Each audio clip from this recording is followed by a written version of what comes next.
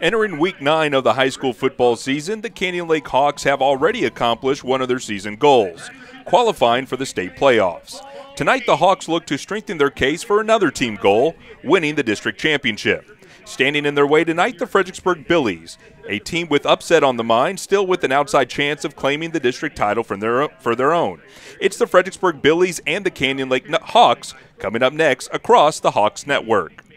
Good evening, everybody, and welcome to Hawks Stadium on the campus of Canyon Lake High School in Fisher, Texas. I am Ben Campos, joined by my broadcast partner this evening, Travis Steele. Executive producer tonight is Bo Wick. And Travis, we welcome you to the Hawks Network and your first time with us. Beautiful night for high school football here in Fisher. And Canyon Lake coming off of a win last week, a big win in district against the Boerne Greyhounds, 31-21. Come back home to face a Fredericksburg team. And when you look at this offense for the Hawks, they're really clicking on all cylinders, and they're relying on that running back of theirs, Tanner Ferris. Yeah, Tanner Ferris had a great game last week. He had 23 carries, almost 200 yards, put up 194 with 2 touchdowns. But you really just can't limit it to just Tanner Ferris. They really like to give the ball around just about everybody on their team.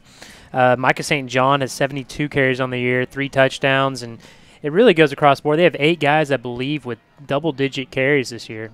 Well, when you run the slot T like Canyon Lake does, it helps to be diversified with who you could give the football to. Obviously, you're relying on misdirection, so you got to get a lot of guys involved, and that really speaks to the diversity of the Hawks' offense. The other side of the football for Canyon Lake, a big game last week by Parker Renault, the outside linebacker.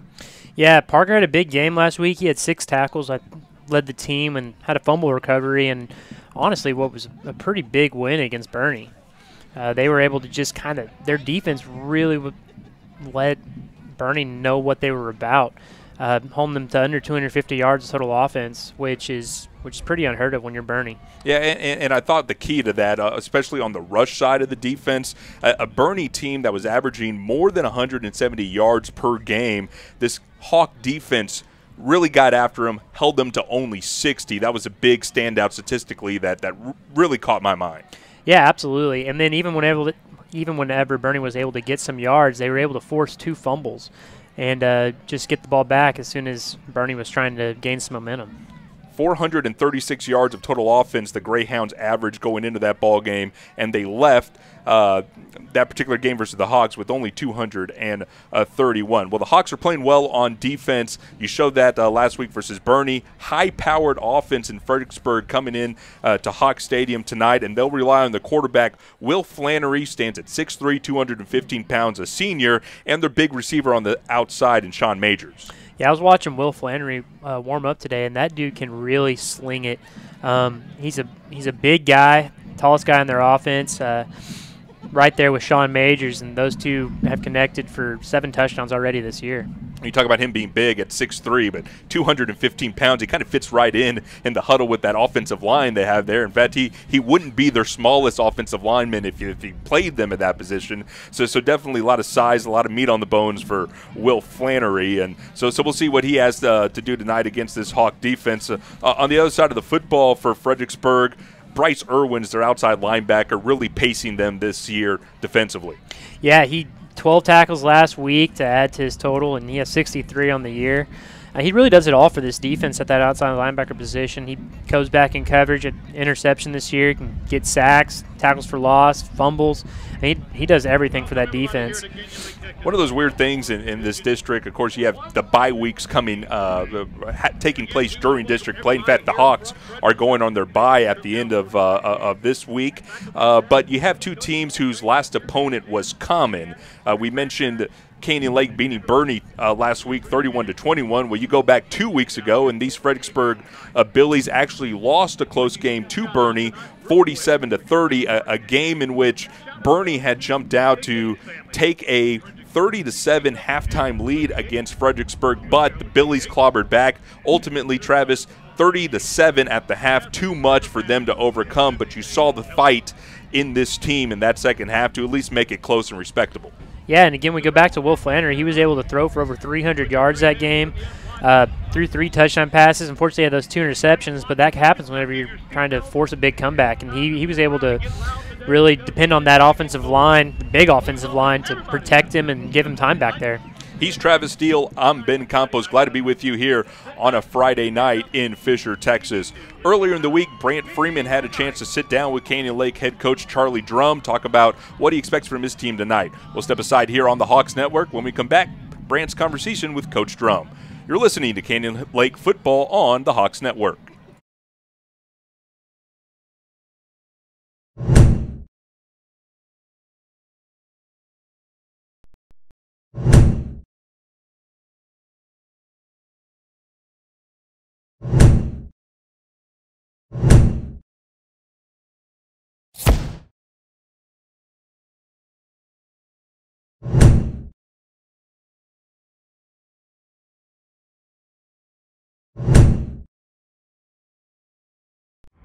The all-new Nissan and New Braunfels. Our modern and architecturally impressive building is more like an art gallery than a dealership. With an extravagant showroom floor and customer lounge, with over 500 vehicles in stock, we have the ability to deliver the best savings possible to meet your budget needs. It's our pleasure to serve you in New Braunfels and the surrounding Hill Country communities. The all-new Nissan and New Braunfels, you've got to see this place. All right. Get this going? Yes, sir. Right. Welcome back to Hawks Football Weekly. Here in the studios, Brant Freeman with Canyon Lake head coach Charlie Drum. The Hawks 6-2. Their opponent this week, Fredericksburg, 5-2. And coming off a bye this past week, the Battlin Billies are 0-1 in 14-4A play. They last played the Bernie Greyhounds as well a couple of weeks ago, a 47-31 setback. Coach, first impressions of Fredericksburg, what stands out? Again, they're a high-powered offense. They're averaging 470 yards a game. I think almost 40 points a game. They got a bunch of weapons on offense, and they're playing solid defense. They're a very good football team. Yeah, they have scored 50 or more 4 times this season in their 7 games. And you've faced, again, some great quarterbacks this year. Klutz last week, JoJo Weeks from Wimberley a few weeks ago. Will Flannery for the Battlin Billies is their quarterback, over 1,000 yards passing this season, 11 touchdown passes. What challenges does he and their offense present? Well, he's a great quarterback. He can throw the ball. What makes Fredericksburg really dangerous, they run the ball. They're almost 50-50 as far as yardage, and they do a lot of things, a lot of formations, and they'll throw at us, so it's going to be a challenge for us. A very balanced offense, too. One of their big threats is also at receiver. Sean Young stands at 6'2". When you defend those kind of playmaking receivers, what's the key to getting a body on them and keeping them from having a big game? Well, luckily our corners, Lester Bames 6'2" and Cameron McDonough 6'5", so the height thing usually scares you. It doesn't here, but you have to game plan with those big bodies. Sometimes getting some extra help over the top. Looking at the Fredericksburg defense so far this season, some impressive numbers. They are living in opponents' backfields, 28 sacks, 40 tackles for loss. You obviously don't throw the ball a whole lot, so maybe the sack number not as daunting. But with your run-oriented offense, they again tend to live in the backfield. How do you have to combat what Fredericksburg does on defense? Well, our offensive line is going to have to be up to the challenge, and they have so far this year. And I think just keeping them off balance. We don't throw the ball a whole lot, but when we do throw it on first and second down, sometimes that slows down that pass rush. One of the unique things about this season for your schedule features a lot of teams you have a lot of history with. Blanco, Wimberley, and non-district play. Here in 14-4A play, Bernie a week ago, and Fredericksburg, a team you've played every season since the Hawks program began back in 2008. What do you recall about the history between these two programs? No, it's great. It's a rivalry. We're only about 50 miles apart, and we've had a little success lately, but they're always a hard-nosed football team, well-coached, and it's fun. Should note, though, that the Hawks have beaten the Billies 3 consecutive years, 45-25 win a year ago. Coach, this is your final home game of the season. It will be senior night, 26 of them on the team for you. How special of a moment will this be? No, it's special. This is probably the best senior group we've ever had since the school opened. And hate to see them go, but hopefully that this won't be our last, 2 games. Then we'll keep it going. That's kind of our goal this year, is to play some meaningful games, late November, early December. I go back to the to-do list we brought up earlier. And again, one of those goals in mind is to win the 14-4A district. You could take a step towards that with a win on Friday. What are your keys to getting that done? again, keeping that offense off the field. Hopefully, I don't know if we can control the clock for 38 minutes, but if we can win the time of possession and win the turnover battle, I think we'll be in good shape. All right, Coach. Good luck. All right, thank you. If you bank at Frost, we'll help keep your money safe. If you use your Frost debit card, the chip will make it more secure. If there's a suspicious transaction on your card, you'll get an alert. If you do, you can freeze your card with the Frost app. If you lose your phone, Touch ID login will help keep the app secure. Of course, if all you need is help from people who care, we've got that too. Where Zach's from, everyone loves the flavor that brings us together. And now you'll like it even more because Zaxby's 5 fan favorites are just $5.99 each. Friends, family, flavor. Zaxby's. And welcome back to Hawks Stadium on the campus of Canyon Lake High School. Ben Campos, Travis Steele with you. And Travis, we were talking about this a little bit. We alluded to it in the pregame. Important district, a district game in 27 4A Division I. The Hawks already 2-0 in district, courtesy of wins over Eastside Memorial 56-0, and the game last week versus Bernie 31-21. Fredericksburg has dropped their only district game. That one was to Bernie before going on a bye. So Canyon Lake at 2-0 in district, Fredericksburg at 0-1. You look at that, it's a 3-game, maybe 3.5-game lead, depending on how you look at the standings. Nonetheless, with 2 weeks left, Fredericksburg still in the mix to get a district championship. Yeah, Fredericksburg, I mean, they need this win if they're going to have any chance at, catching Canyon Lake, who's at number 1. Same time, we're looking at Canyon Lake, and they have to keep pace over Taylor, who they meet in the last game of the year. Taylor's sitting there at 1-0, Canyon Lake at 2-0. We know 4 teams make it to the playoffs in this as well, so if Fredericksburg gets a win, obviously gives them a little heads up over Eastside Memorial.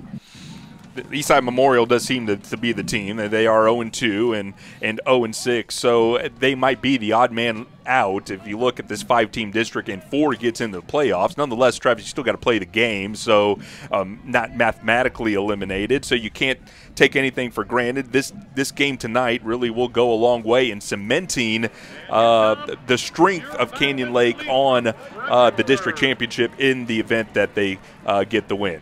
Canyon Lake has already entered the stadium. They are on their sideline. The captains are about to meet for midfield as the Fredericksburg Billies have just entered Hawks Stadium. We mentioned Canyon Lake will be on a bye next week before going back on the road to take on the Taylor Ducks. So, Travis, you think about it, it is the last home game this year for Canyon Lake. So in pregame ceremonies, a lot of ceremonies going on. Seems to be senior night here at Canyon Lake High School. Yeah, it is senior night, and they brought out everybody from all their different athletic teams, swimming team, football team, obviously, that came out there. And really means a lot to this football team. They've got 9 seniors starting on offense and 9 seniors starting on defense. A lot of those guys starting for 3 years now. Mm-hmm. Yeah, you mentioned those 3-year starters, a lot of them anchoring that offense. Of course, Ben Fulton, a 3-year starter at quarterback, as is Tanner Ferris and Micah St. John. So you got a sense when you have those important players at those important positions, experience with now 3 years worth of varsity experience, you have to think that in the minds of not only the team but the fans and maybe us as even broadcast teams, Travis, this is a special team looking for big things, and right now as the season's playing out with a 6-2 record, that they are proving that this might indeed be that special Canyon Lake team. Absolutely, and I think the thing that we really need to watch tonight is watch that defensive line. Every single position at the 2 deep, all seniors. That's 8 seniors that's across the 4 defensive line positions. Their offensive line is almost the same way. 4 of their 5 starters on the offensive line are also seniors. I mean, they've just got a lot of their big guys, a lot of the people that are just going to show full effort out there are all seniors. Other side of the football, since we're talking about line play, the offensive line for Fredericksburg, Travis, 2 sophomores. So you're talking about the depth of seniors for Canyon Lake, and here we are talking about Fredericksburg, and you had some inexperience on that offensive line front. Yeah, they're definitely going to be coming at these young guys. Luckily for Travis Cates, his brother's right next to him over at the right tackle, so I don't think they're going to be picking on him too much. But definitely a lot more experience on the defensive line for Canyon Lake and the offensive line for Fredericksburg. Did you just allude to if you pick on me, I'm calling my older brother? Absolutely. And, I mean, I say that even though Travis outraised his brother by 30 pounds. So I don't know if he's going to be calling on Ryan to do too much for him, but he'll be there if he needs him. Canyon Lake won the toss, elected to receive the football. So Fredericksburg will be kicking going left to right across we used to say across the radio dial, so across your smartphone app, your YouTube screen, however you're with us here on the Hawks Network, and thank you for being with us. Fredericksburg will be going left to right. It is artificial next turf here at Hawks Stadium. The end zones are gold with Hawks in green lettering. Fredericksburg is in their road jerseys, white pants with red piping, white jerseys with red numbers, a red helmet with a silver oval-filled F as the logo on either side. Canyon Lake in their home jerseys, forest green pants and jersey top, gold numbers. It is a forest green helmet with the gold interlocking CL on both sides. The kicker for Fredericksburg is Dalen Negbin, but he has been sidelined due to injury. Travis, we saw him during warm-ups. He did not look like 100%, had a knee brace on. He also acts as one of their linebackers, so that might be a key loss for Fredericksburg as we see the ball being teed up by Alex Silva instead. Yeah, we were watching him in warm-ups wondering why he was not on the two deep, and we found out pretty quickly. I'm interested to see this Canyon Lake three deep kickoff return. Trio of Hawks, as Travis says, deep receiving for Canyon Lake as Silva has the ball teed up. A 9-yard charge into this one, and it's an onside kick going to the far sideline. Ball is still loose, and Fredericksburg has it. So, Travis, we talked about the trio of Hawks in deep receiving, and Fredericksburg just takes them out of play with the new kicker, onside kick to start the ball game. Yeah, I mean, they saw that they had a small line up front, and they just went right after it. And we were talking about how important this game was to all these seniors for Canyon Lake, and Fredericksburg just wants to take that momentum out right away, it seems. In a look to get into the hunt for a district championship, the Billies use the opening kickoff to get possession back. So Fredericksburg will have it 1st and 10, moving left to right, inside Hawk territory at the 48-yard line. Our first look at Will Flannery, the 6'3", 215-pound senior quarterback, hands the ball off. Coming to the near side is Hobbs Price, the running back. It's across the 45 to the 44. It's a gain of 4 on first down.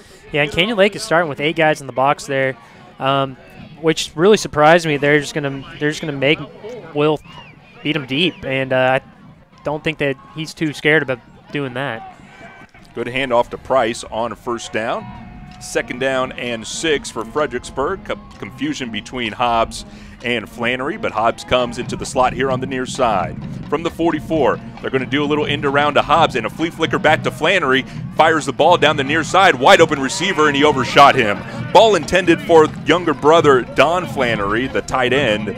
Ball goes incomplete. It'll be 3rd down and 6. Yeah, Canyon Lake came out. I mean, I was talking about them in 3 deep. That time they had 4 deep, and they had that thing pretty covered. Quarterback just had enough time to wait for his receiver to try and get open on the right side. Maybe a little too much time. He had time to think about it and just overshot his intended receiver. So an important 3rd down here defensively for Canyon Lake on 3rd and 6. Opening possession in the ball game. Just about 11:15 left in the opening period. No score. 2 receivers either way. The lone back is Hobbs. High snap goes over Flannery. Back at the 40. He's going to have to jump on it. It does. Gathers it. Now coming to the near side. Shakes out of a defender. Fires the ball on a broken play. That ball is almost intercepted on the near sideline. Great play by Lester Boehm to knock it out of the receiver's hand. And it'll be 4th down and 6. And that was a huge defensive stop for Canyon Lake. I know it sounds silly to say that early, but Fredericksburg pulling out all the stops early. Kicked an onside kick. Did a double reverse pass. And then I don't know what they had planned for that play, but I think when the ball goes 20 yards past your quarterback, you just want him to make a play, do something. And he at least got the ball downfield, got them in a position to get a 1st down, but it's good defense there by Lester Boehm to knock it out. 4th and 6 for Fredericksburg. And Hobbs is lined up as the quarterback. I think he might actually be in punt formation. We'll see as he gives a false snap count. Now looking to the far sideline for a new play. Canyon Lake's lined up right at that 1st down marker in their secondary. Will this be a punt is the question. Back to Hobbs, coming to the near side and flags out. As this one, they might have taken too much time as 0's on the play clock. Yeah, you were right there, Ben. So, Travis, we've seen an onside kick, a reverse flea flicker pass, and a go for it on 4th and 6. You can't tell me Fredericksburg doesn't want this game. Delay of game there will set him back to 4th and 11. Perhaps start playing conventional football at this time, Travis? Line your punt formation out? Well, it doesn't look like they're doing that either. They're ready to just go at – they know what Canyon Lake can do on offense, and they just got to stay on offense as long as they can. 4th and 11 from midfield.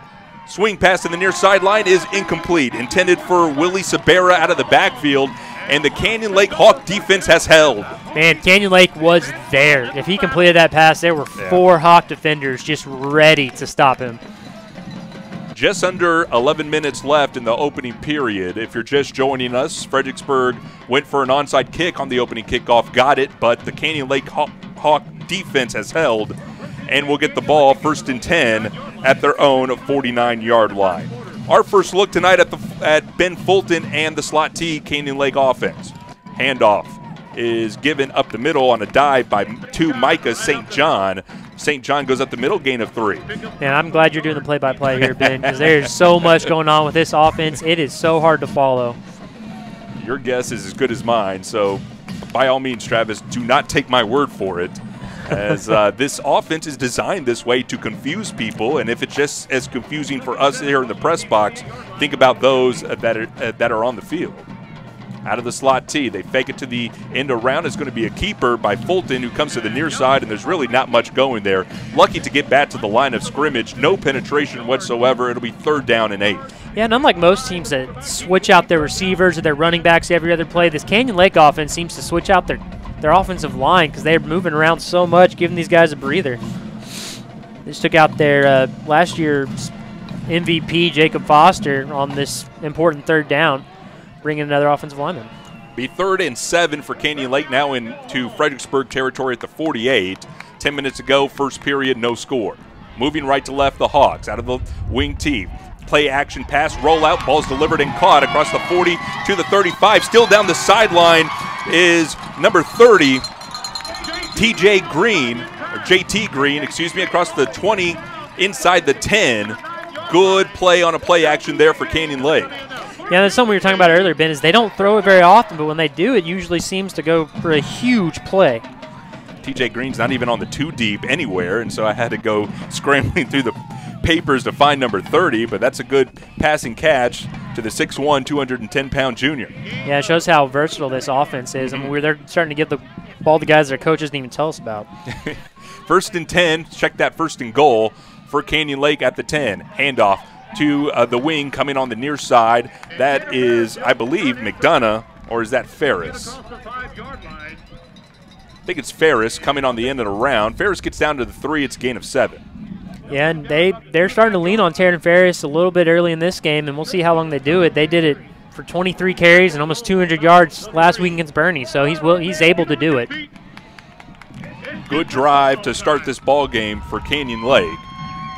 Down now to the Fredericksburg 3-yard line. Coming under center is Fulton. Strong left line. Handoff end around to Ferris. Ferris trots into the end zone. Touchdown, Canyon Lake.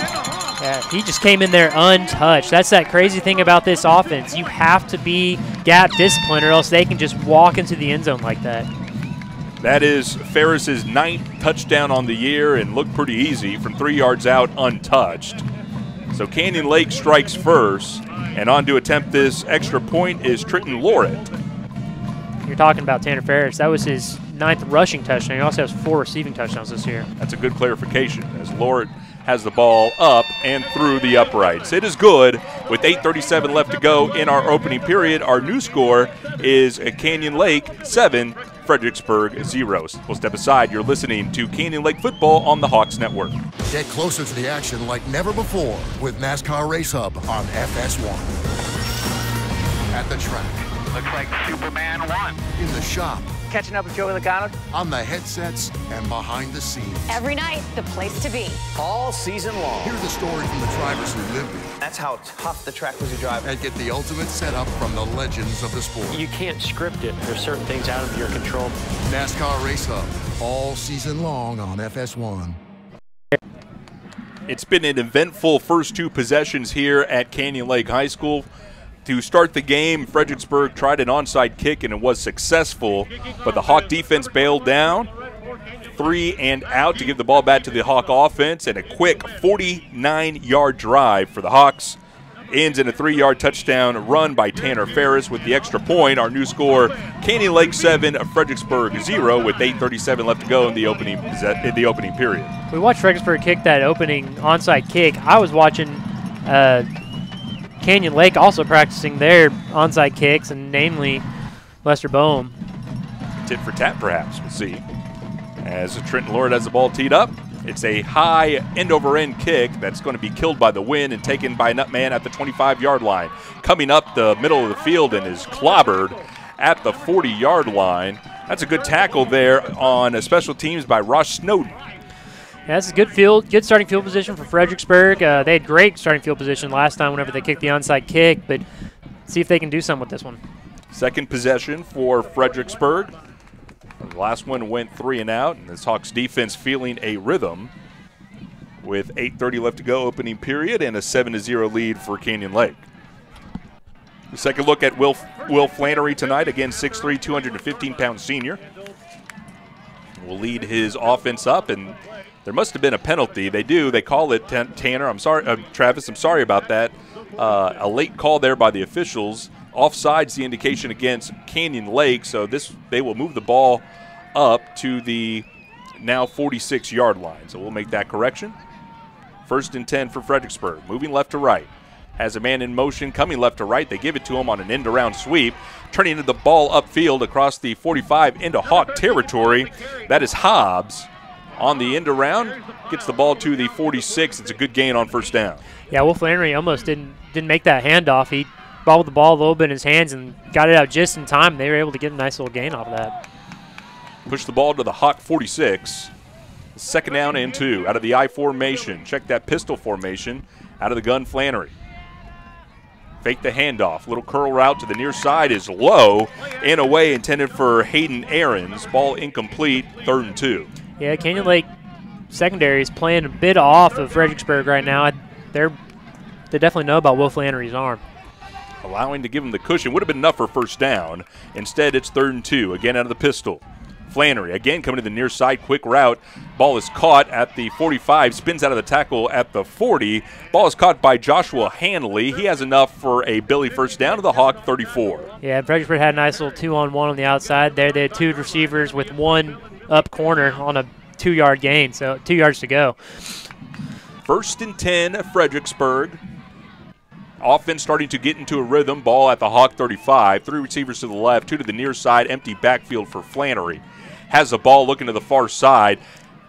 Thrown, and that's a little hitch route into the south side of the zone. Is caught at the 29.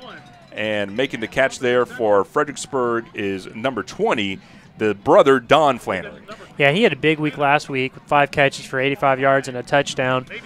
And Fredericksburg's doing a good job right now of staying ahead of the chains. They were able to get that big gain on 1st down last time, and they have another big gain on 1st down right here. It's a gain of 6, setting up 2nd down and 4. Pistol look once again. 1 receiver to the left, 1 to the right. They fake it to the back, and they're going to roll Flannery out to the left. Pocket starting to collapse as he reverses his field, coming near side. Keeps his eyes downfield. Ball is delivered and almost intercepted. Right off the shoulder pad out of a Hawks defender. I believe that is 21, Trenton Lort, in coverage. Just couldn't grasp the interception. Yeah, he wasn't expecting it. It went right through the receiver's hands on that one.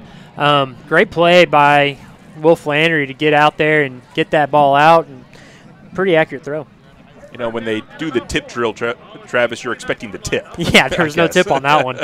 3rd and 4 for Fredericksburg. Play action, pass on a deep slant. Ball's caught at the 15, and into the end zone he will go. Touchdown, Sean Majors and Fredericksburg. He made up for that drop just a second ago, and that was a gorgeous route right there. He got the cornerback on his heels and was able to get to the inside and could run for days. Go down as a 29-yard touchdown pass, Flannery to Majors. That is Majors' 3rd touchdown of the year. No, that's his 8th. 8th. I'm sorry. That's a good that's a good correction there. He had 2 last week. That's what I was looking at. Yeah. 2 last week versus Bernie. Yeah, that's his third and 2 games, and this is early in this one. Looks like he's in for another pretty big game.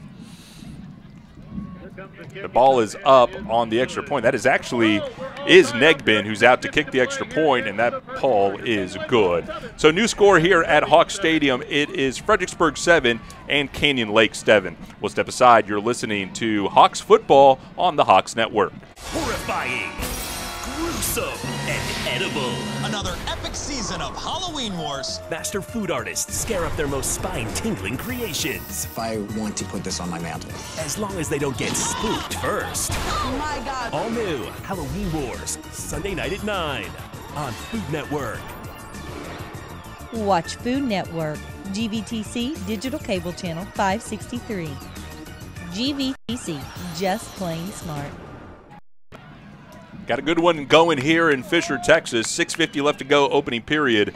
Fredericksburg has responded and has evened this ball game at 7. And as the ball teed up is Alex Silva. It is a 29-yard touchdown pass, Will Flannery to Sean Majors after a 7-play, 54-yard touchdown drive for Fredericksburg. Nice bounce-back possession after the 3-and-out they had on their opening possession. Canyon Lake will be in deep receiving. Full charge into this time for Silva as the ball will go back into the end zone and now out of the end zone for a touchback. So I was wondering, Travis, on that opening kickoff, you have a new kicker in Silva. Perhaps you want to hide him a little bit so you go for the onside kick, but Silva's showing you there he has the leg to put it through the end zone. Yeah, he definitely has the leg. And Canyon Lake had their second line. That kickoff return moved up a little bit. I guess they were scared of another onside kick, and he just kicked out of the back of the end zone. Second look at Canyon Lake offensively. They had no problems last time. A 4-play drive covering 51 yards and ended in a 3-yard touchdown run by Tanner Ferris out of the wing tee. Hand off on an in around to Ferris, turning it up the middle from left to right. Maybe 3 yards as Fredericksburg, check that is not Ferris, that is Tristan Chacon on his first carry of the night. Yeah, they're hitting him with that end around quite a bit, and that's the thing about this Canyon Lake offense is they're always setting you up for something else. So perhaps a little vanilla first, see how you're doing, and then more development coming later in the game. Absolutely. Out of the slot T on 2nd down and 7. There's some early movement on that Hawk line, I believe. Yeah, offensive line seems pretty upset with themselves right now. Yeah. This is an offense, I mean, just like the defense has to do this, an offense built on discipline. And whenever you're in a running offense like this, you cannot get behind the chains. You can tell by how upset the Hawk offensive line was. You can also tell by how jubilant the defensive line for Fredericksburg was. They were pointing all over the place, so they knew it was going to be against Canyon Lake. This sets it now up to 2nd down and 12, and there's one thing I know about Canyon Lake. Despite the slot T, you can put them in out of their rhythm, and they still know how to respond as they get the ball to Ferris on the right side, end around, shakes out of a tackle at the 25, still powering forward to the 29. Good hard run by Ferris. Yeah, and he gets them right back into where they want to be on the chains. I mean, they're a little bit behind it. They've got a nice 3rd and 6 here, so they're going to they might actually have to throw it on this one. Certainly more manageable at 3rd down and 6 than the 2nd down and 12 that Ferris just bailed them out of. We'll see what happens here. 5:45 left to go, opening period, tie game at 7. It is the 2nd possession now for Canyon Lake. Out of their slot T. Send a man in motion from right to left is Ferris. They give it to him on an end around. Block does not get established on the end, so Ferris is just going to have to dive forward. Gets out to the 32, well short of the 1st down, and now decision time for Coach Charlie Drum. Yeah, Fredericksburg was ready there waiting on that. They had 3 guys ready for that tackle, and they stopped them well short of the 1st down. Ball at the Hawk 32, and it'll be 4th down and 3. Need to get to the 35, and wholesale changes. I think this is going to be a punt. Yeah, it looks like the punt team's out there now. Ben Fulton is the punter. I checked that. Actually, Trenton Lort will drop back into deep punt for Canyon Lake, averaging about 32 a game. He'll roll out to a right rugby style, gets it away, almost blocked. High end-over-end kick. Takes a Hawk bounce at the 45 gets into Billy territory but will die at the 49-yard line.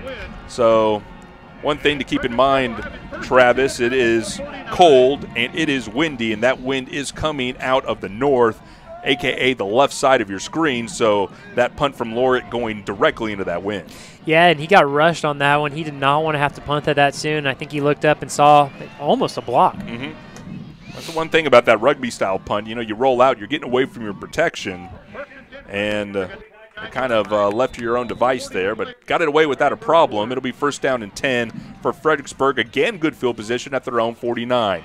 Flannery back to pass, fires it over the middle. That ball is caught at the 25, and a touchdown-saving tackle is made by Jacob Neal. That's a good catch by, I believe that's number 9, Caleb Wilkins. Yeah, and they're same exact route that they scored their touchdown last time. From the 16, they're quick to the line. Option look by Flannery. Throws it to the back pitch. That ball is loosened on the ground, and we'll see what happens. Canyon Lake saying they have it, but the official has jumped on it and said that the ball will remain with Fredericksburg. That had a little bit of Reggie Bush against Texas action to it, it seemed like. I like that reference, Travis, but it is getting older and older by the year. But you're right. I mean, he probably didn't need to pitch it in that scenario, but did anyways. And, you know, all in all, with the fumble forward, it actually gains them 2 yards to the 14. Yeah, it worked out a little bit better for them. Spread look, 3 receivers here to the far side of the field. Check that, the near side of the field. They give the ball on the end around, trying to turn the corner on the far sideline to the 10. The Hawks are there to string it out. Still a lot of fighting going on. Willie Sabera is the ball carrier. They'll give him forward progress to the 12. Yeah, I guess they decided they like to see Canyon Lakes reverses and have one of their own there. Almost broke it out, but there was 4 or 5 Canyon Lake guys that were able to swarm the ball. Critical 3rd down here, 3rd and 4. 3.5 left to go, opening period. Tie ball game at 7. 3 receivers to the near side, 2 to the far. Lone backfield is Flannery. Back to pass, pocket collapsing, coming to the near side. Eyes downfield, throws it to the back of the end zone. That ball is caught. Wow, that was a touchdown, Fredericksburg. That was a great catch right there. Jarrett Beard, the sophomore receiver, making that catch, and it's another 6 points for Fredericksburg. That was a gorgeous play by Fredericksburg right there. It was a perfect throw. He was directing traffic. Great fingertip catch. That was just a great football play by Fredericksburg. It's not really a swinging gate, but they do try to trick the opposing team on that extra point by lining up in weird formation as they have checked out of it, and Negbin is on to take the extra point. High snap, but down. Kick up on the way, and that kick is good. 3:20 left to go in the opening period. Our new score is Fredericksburg 14, Canyon Lake 7. We'll step aside. You're listening to Canyon Lake football on the Hawks Network. Horrifying, gruesome, and edible. Another epic season of Halloween Wars. Master food artists scare up their most spine-tingling creations. I want to put this on my mantle. As long as they don't get spooked first. Oh my God. All new Halloween Wars, Sunday night at 9 on Food Network. Watch Food Network, GVTC Digital Cable Channel 563. GVTC, just plain smart. Welcome back to Canyon Lake High School. Ben Campos, Travis Steele with you. Good one here. 3 minutes, 20 seconds left to go in the first quarter. Fredericksburg on top, 14-7, by virtue of a 4-play drive that covered 51 yards, ends in a 12-yard touchdown pass from Will Flannery to Jarrett Beard with the extra point. That gives you our score, 14-7, as Alex Silva has the ball teed up again at the 40-yard line. For Canyon Lake, Joseph Ruiz in deep receiving at his own 5. Silva with the 9-yard prance drives this ball low, line drive through the back of the end zone. And the Hawks once again will start with the ball at the 25-yard line. Travis, go back to that touchdown. Good grab by the sophomore wide receiver. It was away from his body. He had to make that adjustment, and he did. Yeah, he really did, and he came all the way across the field to do it. He saw his quarterback starting to go out to his right, and just nice little scramble drill play. 3:20 left to go, opening period. I think that's a critical thing that you referenced there. That's ad-libbed as the quarterback rolling out to his right. not by design. No, absolutely not. 1st and 10 Hawks going right to left. Handoff on the end around as Ferris makes a man miss at the line of scrimmage, trying to get further before being jumped on from behind. Gets out to the 33-yard line. Good gain on 1st down. Yeah, and I like watching Devin Cordell on that last play right there. He was able to knock his defender down, get up before the other defender gets up, and he was running down trying to make more blocks on that play. Good gain of 8, setting up 2nd down and 2 as we are now under 3 minutes here in the opening period. Hawks down 14-7, driving here on their 3rd possession. Handoff up the middle to St. John, who's trying to barrel forward. I think he has enough for a 1st down as he gets beyond the 35, and he does. 1st down Hawks. Yeah, I looked at 3 wrong players on that play. I'm going to be honest with you. But that Hawk front is able to get a pretty good push on this Fredericksburg front, and they're able to get what they need to as long as they can stay in front of the down. Back on 1st down, handoff to Chacon, coming right to left on the in and around once again. Shy of the 40-yard line, should be a good gain of 4, though. Yeah, Canyon Lake is changing up the old SEC-style 3 yards in a cloud of dust and making it 4 yards in a cloud of dust and to the sides a little bit. How about we change it even further in 4 yards and black rubber pellets? Yeah, a lot of those flying up right now. The new synthetic turf here at Canyon Lake High School. 2nd down and 6 for the Hawks. Again, out of the wing T look. Hand off to Ferris, going to the right side. A lot of running room across the 45. Now across midfield. Puts a shoulder down and creates contact at the 45. Falls forward to the 44. Good run there by Tanner Ferris. Yeah, he has some wheels, too. He was getting up there and a little bit of wiggle. That cornerback was able to make a good play. Good open field tackle on that. I thought he was gone. Another 1st down for Canyon Lake. Content with keeping possession here. Clock controlled, the name of the game in this slot T offense. There's 1:40 left to go in the opening period. Back to the line at the Billy 44.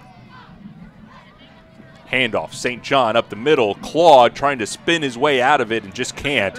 Lucky to maybe even get 1 on that play to the 43. Yeah, he only got 1 or 2 on that one, and that's not what Canyon Lake wants to do. They want to get that 3 or 4 yards so they can stay in front of the chains and keep the defense honest. Make them do their gap assignments so sometimes they can slip someone out and get a ball to the outside. Boy, I'm just thinking about this defensively. Nothing scarier than a slot T on 2nd down and 3. I mean, the playbook just opens up for pretty much anything, and you got to cover for it defensively. 2nd down and 9 here. As the ball goes to Ferris on an end around. Got a lead blocker and a good block at it. Across the 35 to the 30 before being brought down. Tackle made by Jabin Gibson to the 29-yard line. Another Hawk 1st down. Yeah, and that was a great block there by Joseph Crisp. He's able to get out there and get enough force to knock that guy down and open up a big old lane for his back. Fredericksburg, I believe, is taking a timeout, and why not? You need it here. To at least catch your breath as this Hawk offense starting to get into a rhythm, Travis. Yeah, I mean, I'm getting out of breath up here because we don't have enough time between plays to do anything else, and this defense is out here going on both sides of the ball. Canyon Lake is hurrying them up, and sometimes you just need to take a breather and get some water.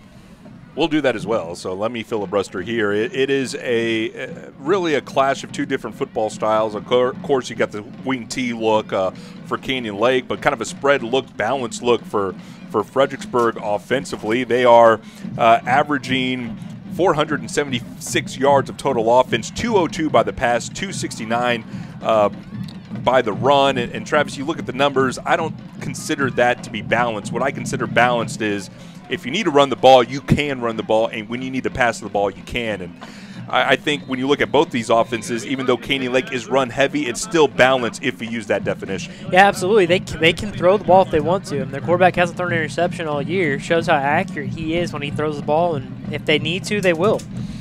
We've covered a lot of football this year and a lot of spread offenses, and even those offenses, I have not seen quarterbacks with a 10-0 touchdown interception ratio. 1st and 10, Canyon Lake at the Billy 29-yard line.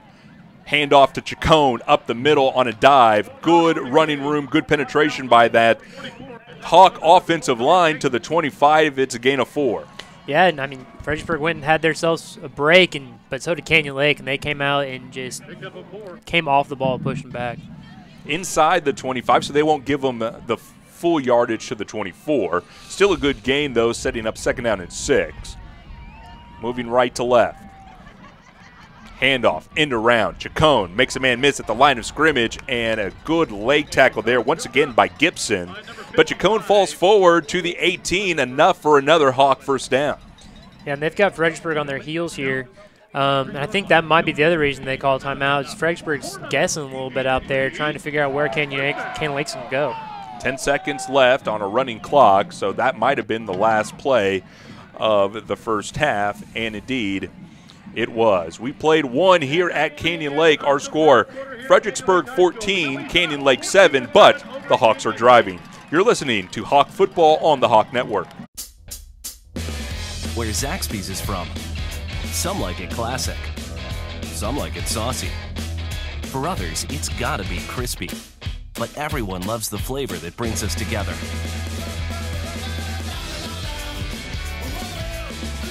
And whether you like it spicy or old school, you'll like it even more. Because Zaxby's 5 fan favorites are now just $5.99 each. Friends, family, flavor.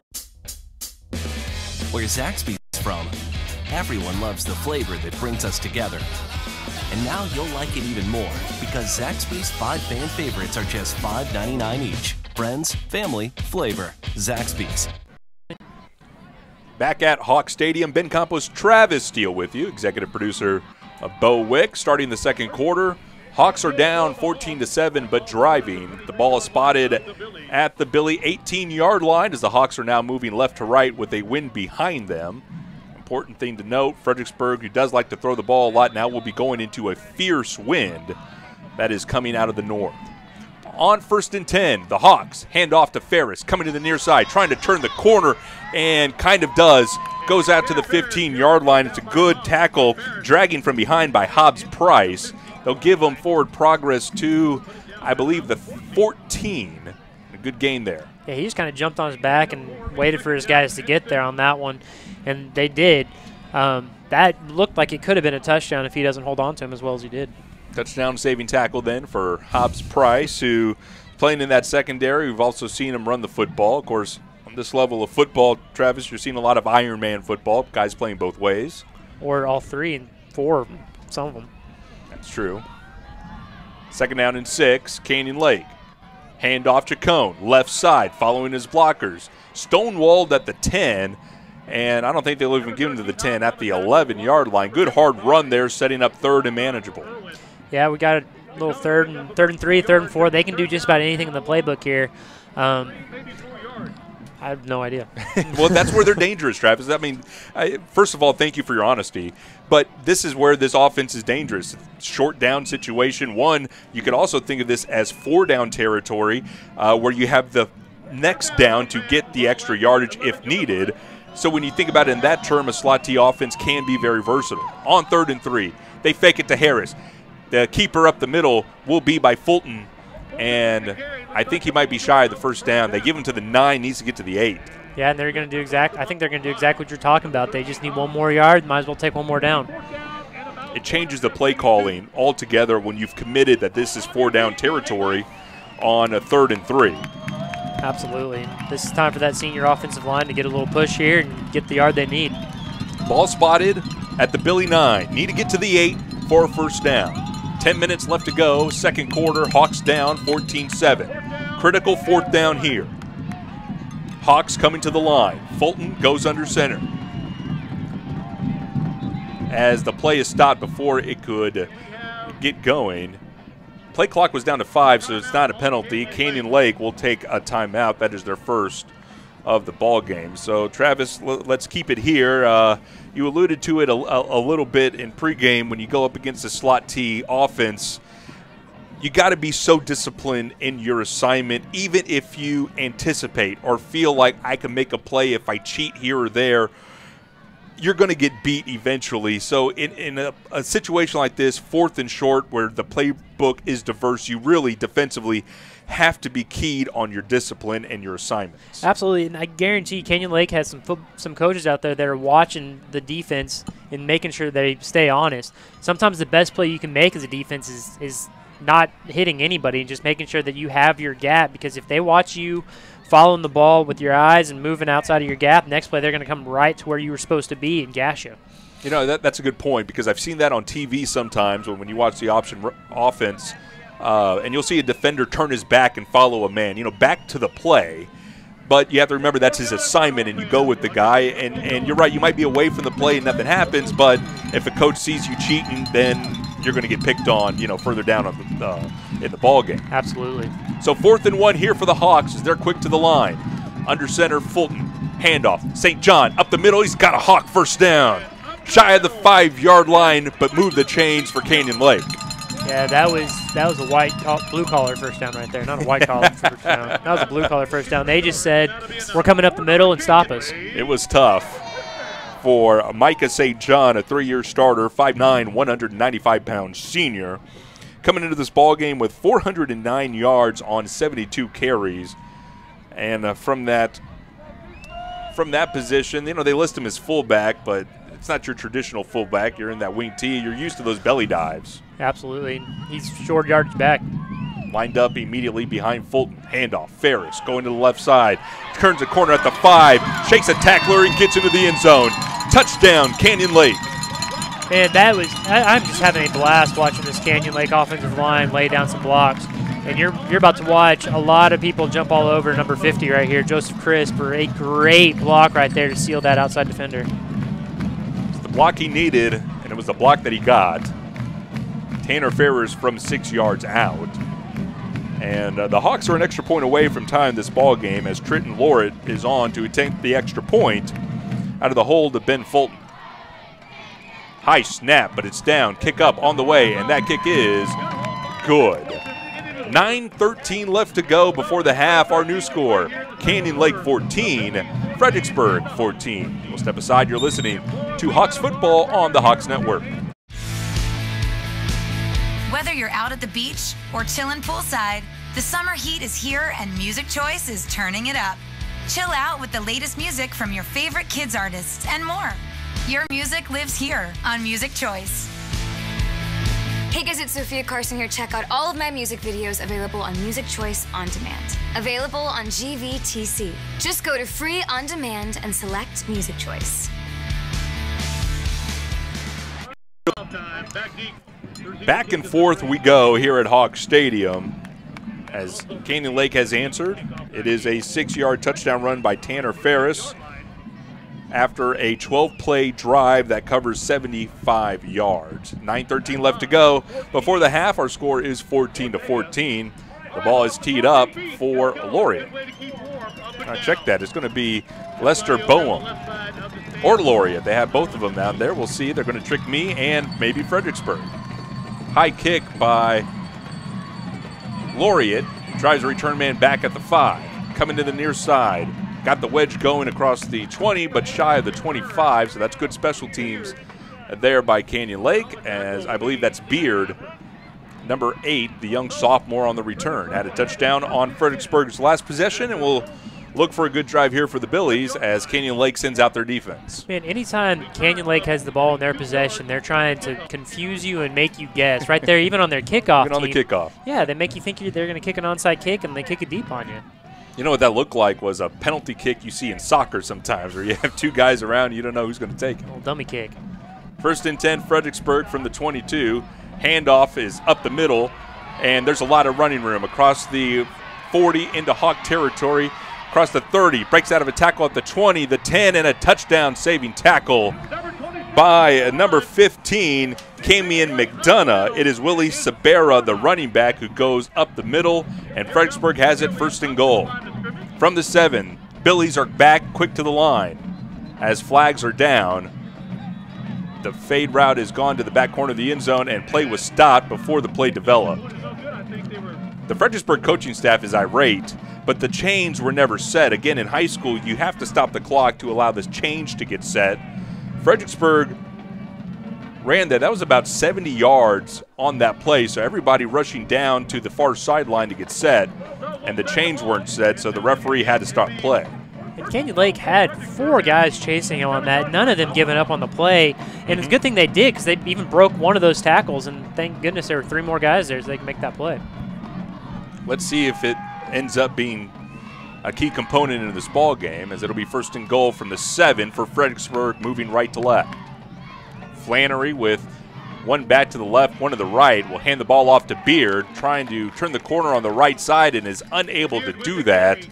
It's slogged up there by that Hawk defensive line. Yeah, and we're seeing a lot of Fredericksburg read option here, which they didn't pull out too much on the first 2 drives. Quick to the line once again, 2nd down and 7. Handoff is given to Sabera on the right side, and minimum gain, I think they'll give him to the 5, and that's about it. I mean, C.J. Parrish for Canyon Lake is really clogging up a lot of lanes right there. He's just pushing those offensive line back and making sure that the other guys can make plays up there. 3rd and goal from the 5 for Fredericksburg. High snap and a wildcat look is given to Beard, and Beard will go into the end zone from 5 yards out. Got my cats mixed up there. The wildcat look is what I meant. But it's a touchdown for Fredericksburg. Yeah, and I mean, they're going so fast that I didn't even notice they're in the Wildcat until he got the ball, and I'm afraid Canyon Lake was right there with them. They didn't realize they're in the Wildcat, and they can make the adjustments they need to make. Sneaky move there by Fredericksburg and Coach Lance Moffitt. Now they'll go for 2. Option look to the far side with the pitch to number 21, Alex Silva, and Silva will take it in for 2. So again, another sneaky move there by Fredericksburg to get 2 points. 8:06 left to go in the second quarter. Our new score is Fredericksburg 22 and Canyon Lake 14. You're listening to the Hawks Network. The wait is over. Chip and Joe are back with more Fixer Upper. I love you. You ready to do this? Let's do it. All right, here we go. You slayed it. Whoa! You killed it. This is amazing. Yes! Fixer Upper, Tuesday night at 9, only on HGTV. Watch HGTV, GVTC, Digital Cable Channel 578. GVTC, just plain smart.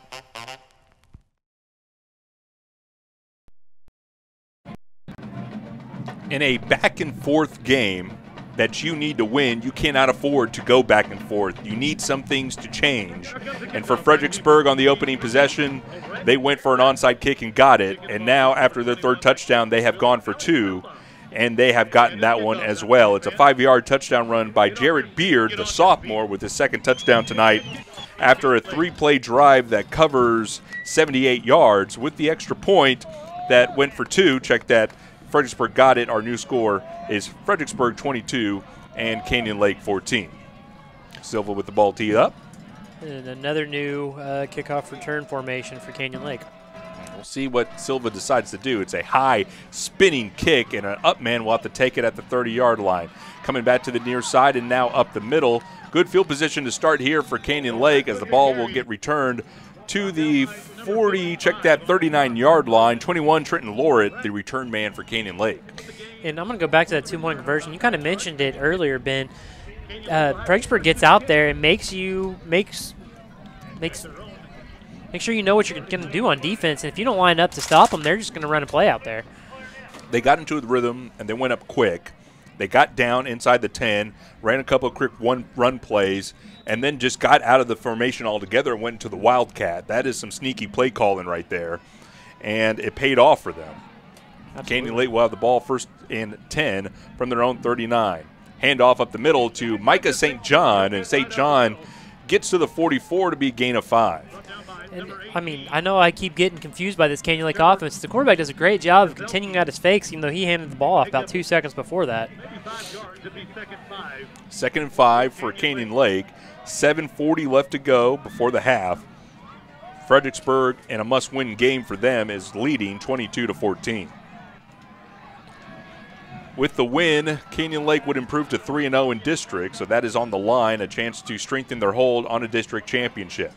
Handoff going to the left side is given to Chacon, Tristan Chacon, getting closer to the 1st down marker, but I think he'll be shy by about 1.5 yards. We'll see where they ended up spotting it to the 48, needs to get to the 49.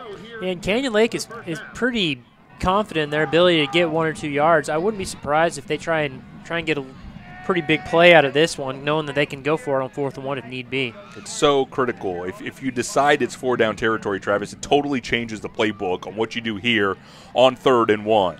Quick to the line, the Hawks out of the huddle. Handoff to Ferris, going to the left side. Turns it upfield now into Billy territory, lowers a shoulder. Punishing run caught by Tanner Ferris. He's got a Hawk first down. Yeah, these Canyon Lake runners are finishing their runs. And they know they have to whenever they get a chance to get the ball because they're 8 or 9 guys that can be given the ball in any play. Into Billy territory now at the 46 for Canyon Lake with 6.5 remaining in the second quarter. Substitutions across the Hawk front as they break the huddle and come to the line. Fulton comes in under center. Sending a man in motion from left to right. It's Harris. Back to pass. Ball given to Harris, but that ball goes out of his hands. He was expecting a hit on the near sideline. Hit was delivered by Caleb Wilkins, and ball comes incomplete. Yeah, they were ready for that. And these cornerbacks and safeties are just hoping for Canyon Lake to throw the ball so they can get a little bit of PT back there. And whenever he saw him swing out, he was ready to get up there. Fulton completing 50% of his passes this year for 424 yards, 724 yards, check that. 10 touchdowns, no interceptions. Again, numbers for a slot T quarterback that are excellent throwing the football. Handoff, Chacon up the middle with running room, puts his head down and gets to the 40-yard line. Tristan Chacon with a gain of 7. Yeah, that was big for them on that play. They really needed to shorten the down and distance for this third down. And, again, it opens up the playbook because they got another third and short. You want to get it into this manageable situation, as you mentioned. And you got to think if it was 4-down territory at about your own 48, it's definitely 4-down territory at the Billy 40. Absolutely. Canyon Lake taking their time with their substitutions. Play clock now approaching 10 seconds.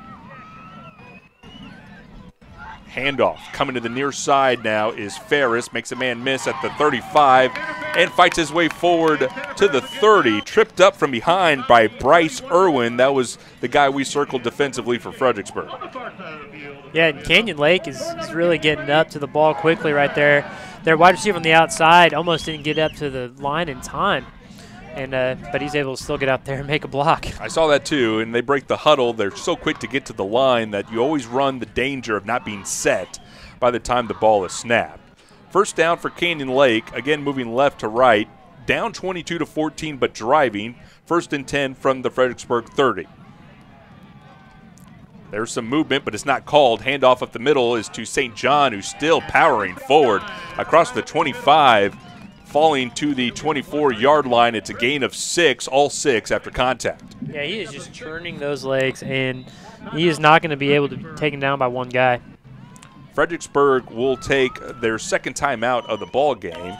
4:49 here to play in the second quarter. Fredericksburg on top 22-14. So on that particular play, Travis, I saw some movement by both the nutback and an offensive lineman, maybe some home cooking that we like here at Canyon Lake, and no call there and a good gain on first down. Well, I mean, I think the refs are getting as – I don't even know the right word for it, but they're getting so confused by this Canyon Lake offense that they're watching, making sure everybody's on the line, counting people because Canyon Lake gets up to the line so quickly.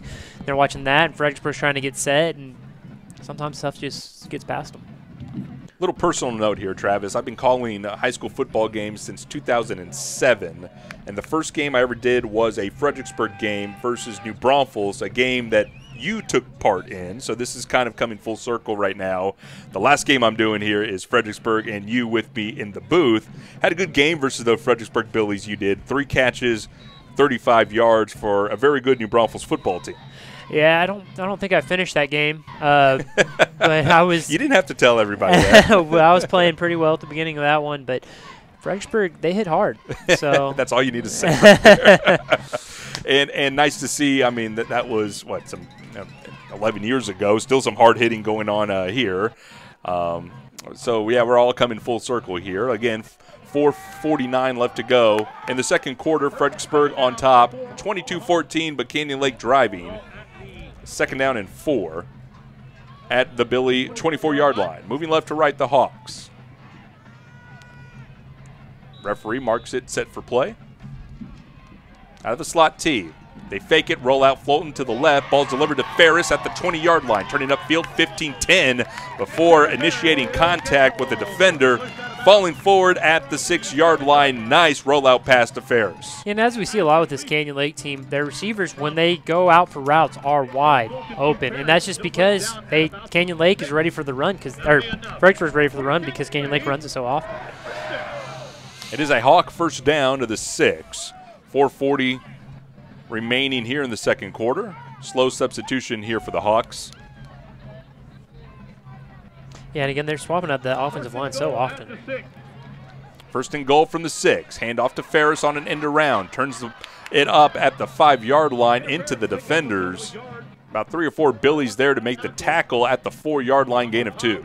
Yeah, and as I was talking about earlier, Tanner Ferris does not get tackled by one player. It has to be multiple players. Sometimes one guy can hold him up for other people to get there, but Ferris is not going to go down just from one guy hitting him. Didn't look like he had the blocking on the outside to string it out and turn the corner by the sideline, so I think he just takes what he can and initiates contact, falls forward, second down and goal now from the 4. Handoff is given to St. John up the middle, and maybe 1 yard, Travis, to the 3. Yeah, it looks like it's going to be 3rd and 4 here, and again, 4-down territory. They just got to get there 2 or 3 yards 2 times, and they'll be in. They give him no gain, as Travis said, to the 4. 3rd and goal here, and again, as this has been kind of a theme early on, when you're in these short yardage situations, the diverse playbook definitely opens up for Canyon Lake. Coming up, the 10th play of the drive. Handoff, Chacon, left side, he dives into the end zone. Did he get it? Yes. Touchdown, Canyon Lake. And there was a big hole there for him, and he just dove right in, knew exactly where he had to get to. Tristan Chacon, now his 11th touchdown of the year, takes it in on the left side. And Laureate will be on to attempt the extra point out of the hold of Fulton.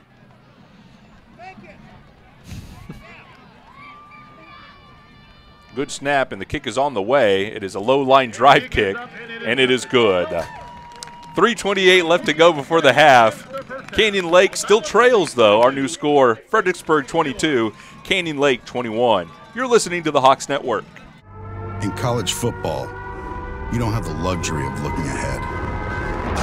Every Saturday's a different way of destroying your season.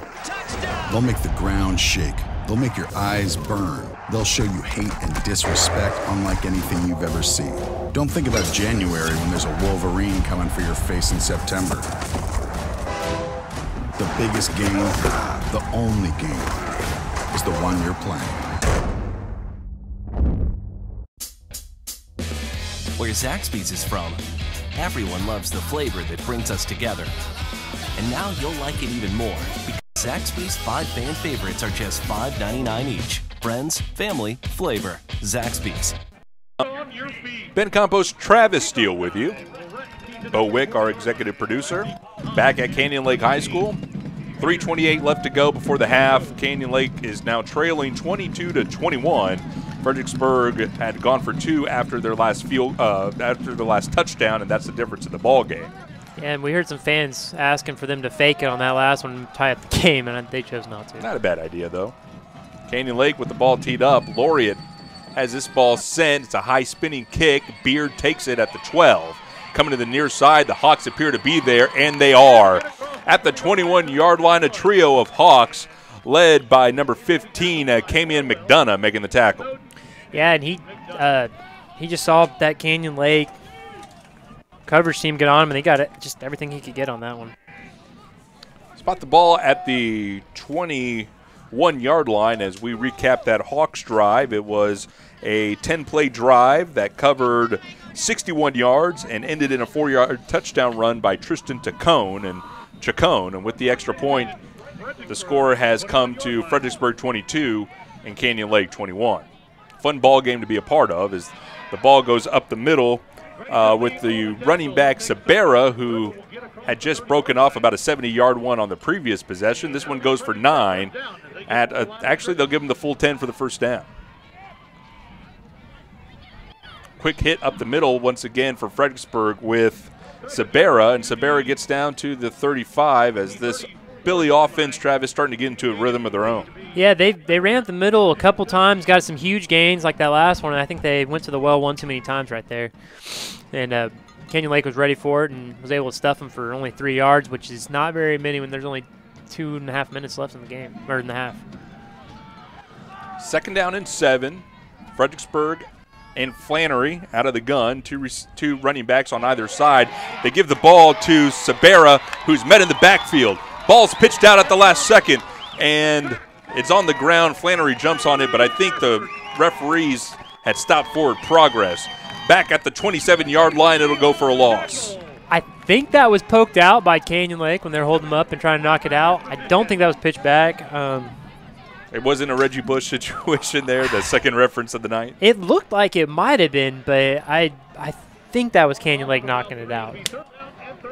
Moot point as it goes down for a loss, and Fredericksburg will have it 3rd and 13 from their own 27-yard line. Fake it to Beard, back to pass Flannery, fires over the near side of the field, over his intended receiver, Sean Majors. It'll be incomplete, 4th and 13 upcoming. Yeah, that post route is their favorite route. They get that one-on-one coverage on the outside, and they really like going to Sean Majors on that. They went to him early for the touchdown, and that was the same play that they hit a big one right after that. So they love that post route. This will be our first punt of the night by Hobbs Price. Check that, it'll be Silva. Alex Silva handling the kicking duties tonight. He bobbles the snap but collects it and delivers this punt, high spiraling kick, doesn't turn over, and Ruiz will take it on, check that, as Laureate with the fair catch at the 40-yard line. So the Hawks, Travis, with 1 minute 53 seconds left to go before the half, an opportunity to take the lead. Yeah, and they've got decent field position to do it. That last punt was pretty interesting because he bobbled the punt, which gave him more time for the coverage team to get down there, and Canyon Lake was obviously in a return position. Probably actually playing defense there because Fredericksburg has pulled out a bunch of tricks today and easily could have pulled out another one there. The game started with Fredericksburg kicking off. So even though they got the onside kick, Fredericksburg will get the ball to start the second half as Chacon takes this handoff on the left side, gets down to the 44 on a gain of 3. So it's something to keep in mind here as Canyon Lake looks to bleed this clock going into the half, that Fredericksburg will get it on the other side. Yeah, I mean, Canyon Lake's running the ball, but with only 1:30 left, but they have a hurry-up offense that can definitely go the 55 yards they need in the next minute 28. Taking their time here, though. 2nd down and 7, getting rearranged are the Hawks. They're now send a man in motion, Ferris left to right. Handoff is Laureate. Flags coming in as Laureate makes a man miss at the line of scrimmage. Going down the sideline into Billy territory. We'll have to check the flag. They spot him at the 42. And Fredericksburg, we'll just see what the indication is. It was thrown by the linesman that is on Fredericksburg's sideline. So you know that Coach Lance Moffitt's kind of been in his ear all game. We'll wait for the official call. False start is the indication against Canyon Lake. So instead of 2nd down and 7, the down will remain 2nd but be pushed back here to about 2nd down and 12. Yeah, it looks like the refs were listening to the broadcast whenever you talked about Canyon Lake moving a little bit at snap. Well, again, it's tricky. You want to get up, and if you're an offensive lineman, you're probably used to breaking the huddle, going up, and within the next 2 seconds firing off the ball. But as we saw, receivers weren't totally set, so you had to delay the call a little bit. As the Hawks are now back to the line on 2nd down and 12. Rollout pass delivered to Ferris and caught into Billy territory now. At the 35-yard line, Ferris wisely goes out of bounds to stop the clock at 1:04. Good gain there on the pitch and catch to Ferris. Yeah, we were watching that in warm-ups quite a bit. They run that combo out route with a short out and a deep out, and they make the defender choose. And the defender chose the deep one on that and allowed for a nice gain. Watch the defender, watch his choice, and choose opposite. It's a nice read there by Ben Fulton and a good delivery to Tanner Ferris. 1st and 10, Canyon Lake at the Billy 34. 1:04 left to go in the second quarter. To the line, Fulton rolling out to his left, coming back to the right. Ball is thrown to the near side, incomplete, intended for Ferris, but that was well defended by Fredericksburg. Perhaps a good incompletion there. Yeah, that was definitely designed to be a screen to the backside right there, and it did not fool Calvin Todd of Fredericksburg for a second. He was able to get there, but if he's not there, there were 3 lead blockers and nobody else. You talk about discipline in the wing tee. Also, in any type of screen game, you got to find your assignment. And I had a defensive coach that said if you got to the quarterback and it was too easy, it's not because you're good. It's because they want you there. So that's good discipline by Fredericksburg defensively. 2nd down and 10. Handoff. Chacon left side with the lead block across the 30. Still going down to the 28-yard line. Good hard running there by Tristan. And I'm talking earlier about Canyon Lake finishing their runs. They just finish their blocks, too. It's really fun to watch. 3rd down and 4 for Canyon Lake. Handoff. Ferris coming to the near side. Turns the upfield at the 25-20. Tackled from behind to the 15-yard line. Another Hawk first down. Yeah, and that was a great cut right there by him. He had a lot of room to the inside, no room to the outside, and he knew it. Canyon Lake takes a timeout here. 37 seconds left to go in the second quarter. Fredericksburg on top 22-21, but Canyon Lake is driving. The ball is now spotted at the 15-yard line of Fredericksburg. So stick with us here during halftime coverage. Travis Steele and I will talk about this game a little bit more in depth. We'll also have the halftime performance of the Canyon Lake High School Marching Band. We'll leave that for you guys as that will play over the air. And we'll also check in with Emily Wick in her weekly installment of Hawks Hurry Up. All that and more coming up as halftime coverage will continue on the Hawks Network. Still 37 seconds left to go before that. I'm talking about the Hawks Hurry Up. Hawks are always in hurry up, it seems, so this 2-minute drill does not bother them at all. Selective hurry up. And it just, you think wing T, you don't necessarily think hurry up, but Canyon Lake able to mix in some of that with their slot T look. Fulton back to pass on 3rd down. Out of the backfield is caught by Tristan Chacon at the 5, still making men miss as he gets into the end zone. Touchdown, Canyon Lake. And that's something that we have not seen from Canyon Lake once, which is 0 fake handoffs. He just dropped back, threw a good pass, and then let his receiver make some guys miss and get in the end zone. But that was drawn up kind of deceptively. You have Chacon in the backfield, and you get him out in kind of not necessarily a wheel route. He's actually running more down the seam, but it's just well designed to confuse the defender that's supposed to have Chacon as the assignment. Runs right by him, and it's an open pitch and catch for Ben Fulton and Tristan Chacon. Hawks are going to fake it here as the ball is passed to Lord on the far sideline. Did he get into the corner of the end zone? He did. The 2-point conversion is good. He threw that from his knee. I don't know if you saw that. He threw that from his knee. Should that be illegal is the question. I'm going to say the refs got that one right, and that was a gorgeous-looking play. I haven't dived too deep into the playbook to give you an official ruling on that one. 31 seconds left to go before the half. Our new score, Canyon Lake 29, Fredericksburg 22. We'll step aside. You're listening to Canyon Lake football on the Hawks Network. Tom Brady, that's a mic drop. This is football, and this is how it is. Let's just get right to it. Start your game day with Game Day Morning, football's first pregame show every Sunday. Watch NFL Network, GVTC Digital Cable Channel 579. GVTC, just plain smart.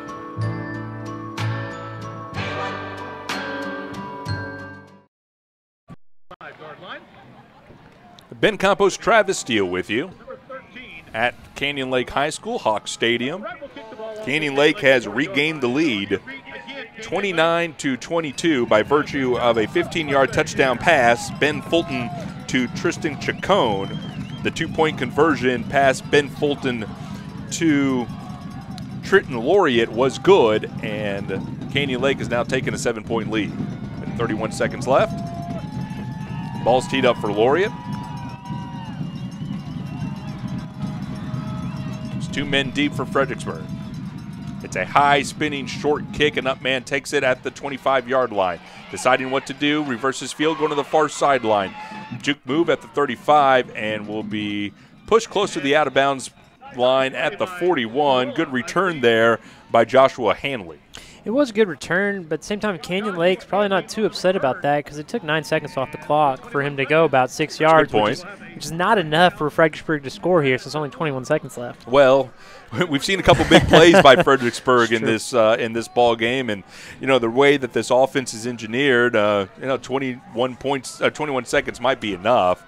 As there was a flag down and I missed it, it'll be 5 yards marked off against Canyon Lake as they were offsides on the kickoff. So the ball will be spotted for Fredericksburg now at their own 46.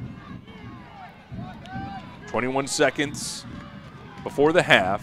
Flannery with 2 receivers both sides. Looking to the far sideline. Little hitch route, ball's caught. Now into Hawk territory. I believe that is Shea Slaughter, number 16. On the far sideline. These kids nowadays, they have their jerseys all bunched up, and I can't tell who it is. I think that is 16 on the far sideline, as Fredericksburg has taken a timeout here. That is their third. Yeah, he wasn't able to get out of bounds there. He decided to juke in rather than juke out and get some more yards, and force Fredericksburg to call their last timeout. 12 seconds left. The kicker for Fredericksburg, and this should be noted, is Dallin and Negjen, and Nebjen is, one, that's a difficult last name to say, and 2, he got injured somewhere along the way last week in their game versus Bernie, between Bernie and their bye week. We saw him warm up. He did not look good. He had a knee brace on that left knee. They've used him in the extra point game, but you got to think, even though he does have a long of 41, you have to question whether or not he is 100% to take that long field goal. Yes, sir. That's true. 2nd down and 6 for Fredericksburg. Bat to pass. Flannery steps into a pocket. Rolling to the right side. He'll tuck it and run. Across the 40 and the 35 with some running room. Wisely steps out there at the 32-yard line. 4 seconds left before the half. It would be, Travis, perhaps a 49-yard field goal from here. Yeah, I think that's a bit long. But that was a great play by the quarterback on that one. He moved up into the pocket and was able to get away, and he showed some speed that I did not see in warm-ups. 1st and 10 with 4 seconds left from the Hawk 32. Flannery is back to pass. He'll heave it to the near corner of the end zone. Has one receiver there. Ball's deflected and will go incomplete. And that will end our half. The pass was intended for Sean Majors. We played 2 quarters here at Hawks Stadium. We've got a good one for you on the Hawks Network. Our score, Canyon Lake 21 and Fredericksburg 22. We'll step aside. Halftime coverage continues from Hawks Stadium on the other side of these words. Tom Brady, that's a mic drop. This is football, and this is how it is. Let's just get right to it. Start your game day with Game Day Morning, football's first pregame show every Sunday. Watch NFL Network, GVTC Digital Cable Channel 579. GVTC, just plain smart. The wait is over. Chip and Jo are back with more Fixer Upper. I love you. You ready to do this? Let's do it. All right, here we go. You slayed it. Whoa! You killed it. This is amazing. Yes! Fixer Upper, Tuesday night at 9, only on HGTV. Watch HGTV, GVTC Digital Cable Channel 578. GVTC, just plain smart. When is shoe shopping more than just shoe shopping? When it's shoe shopping for a cure. Shop QVC presents Fanny Shoes on Sale. You'll find beautiful shoes by top designers, all at 50% off. And every purchase benefits breast cancer research and education. Great shoes for a great cause. What's not to love? Tune in Thursday, October 12th at 6 p.m. Eastern. Shop all October long at QVC.com. Tom Brady, mic drop. This is football, and this is how it is. Let's just get right to it. Start your game day with Game Day Morning, football's first pregame show every Sunday. Watch NFL Network. GVTC Digital Cable Channel 579. GVTC. Just plain smart.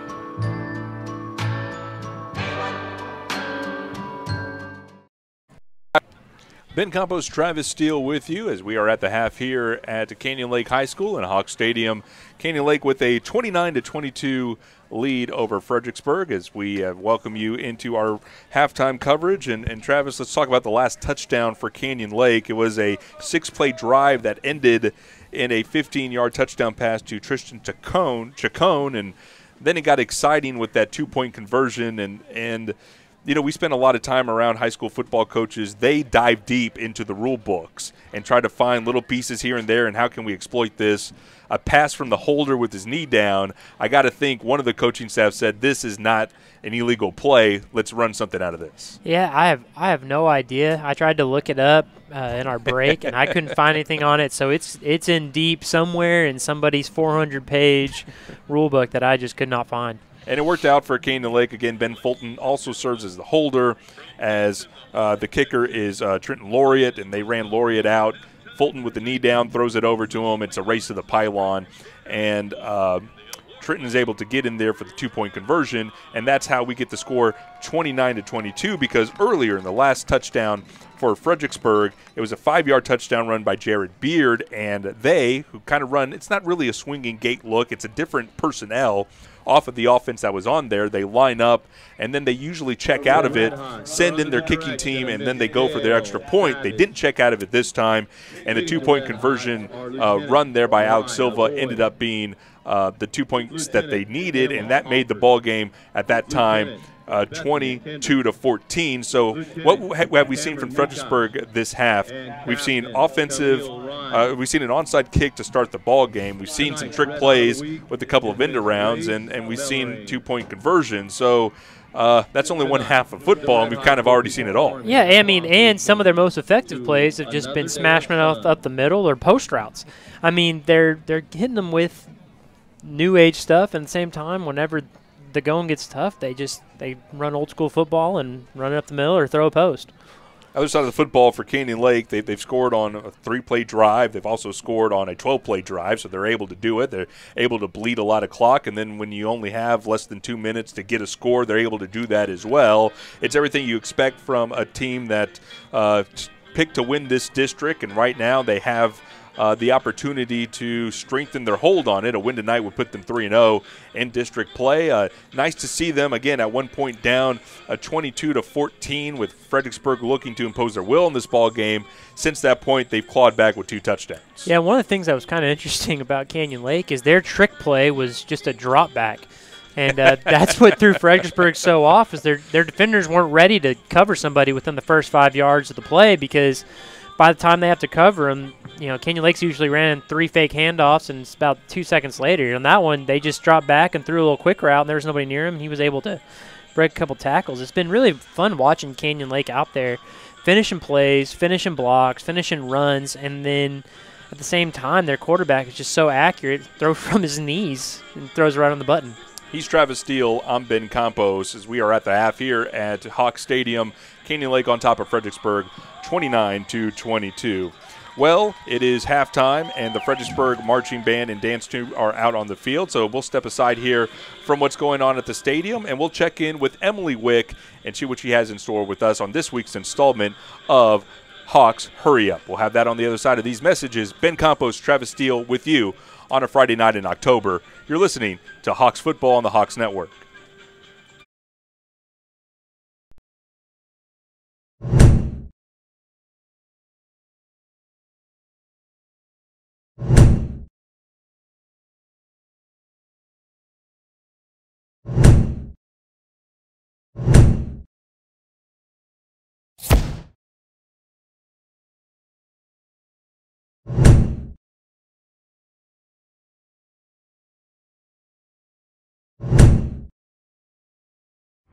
The all-new Nissan and New Braunfels.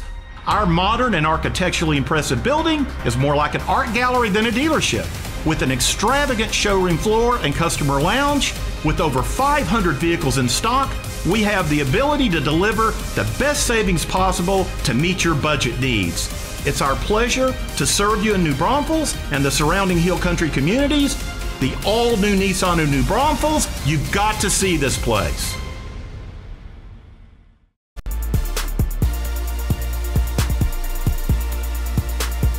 Welcome to Hawks Hurry Up. Let's meet this week's competitors. Hawks quarterback, Ben Fulton. A guy Ben throws to, Cayman McDonough. Hawks senior, Joseph Ruiz. And Alejandro Herrera. This week, our Hawks are challenged with moving ping pong balls from one bowl to another with just their mouths and a spoon. Let's go, Hawks. And first up is Alejandro. And go. You have to be slow and methodical to get this challenge done the fastest. Alejandro, you've got great form. Oops. A little bobble.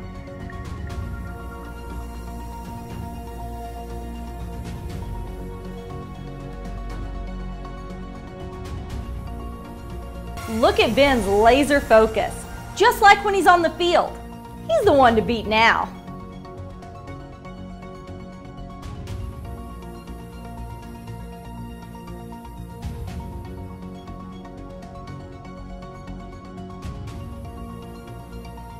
Joseph knows the fastest way is not to raise it up too high. He barely skims the helmet on the way by. Wow, he is blazing through the ping pong ball challenge.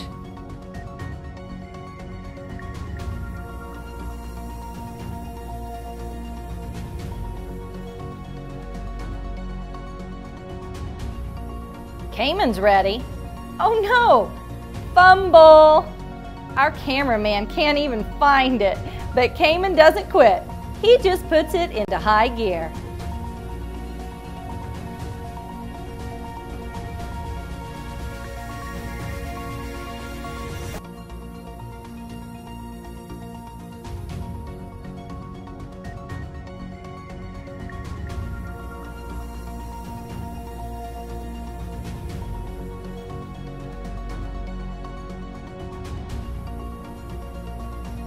Alejandro, just one more.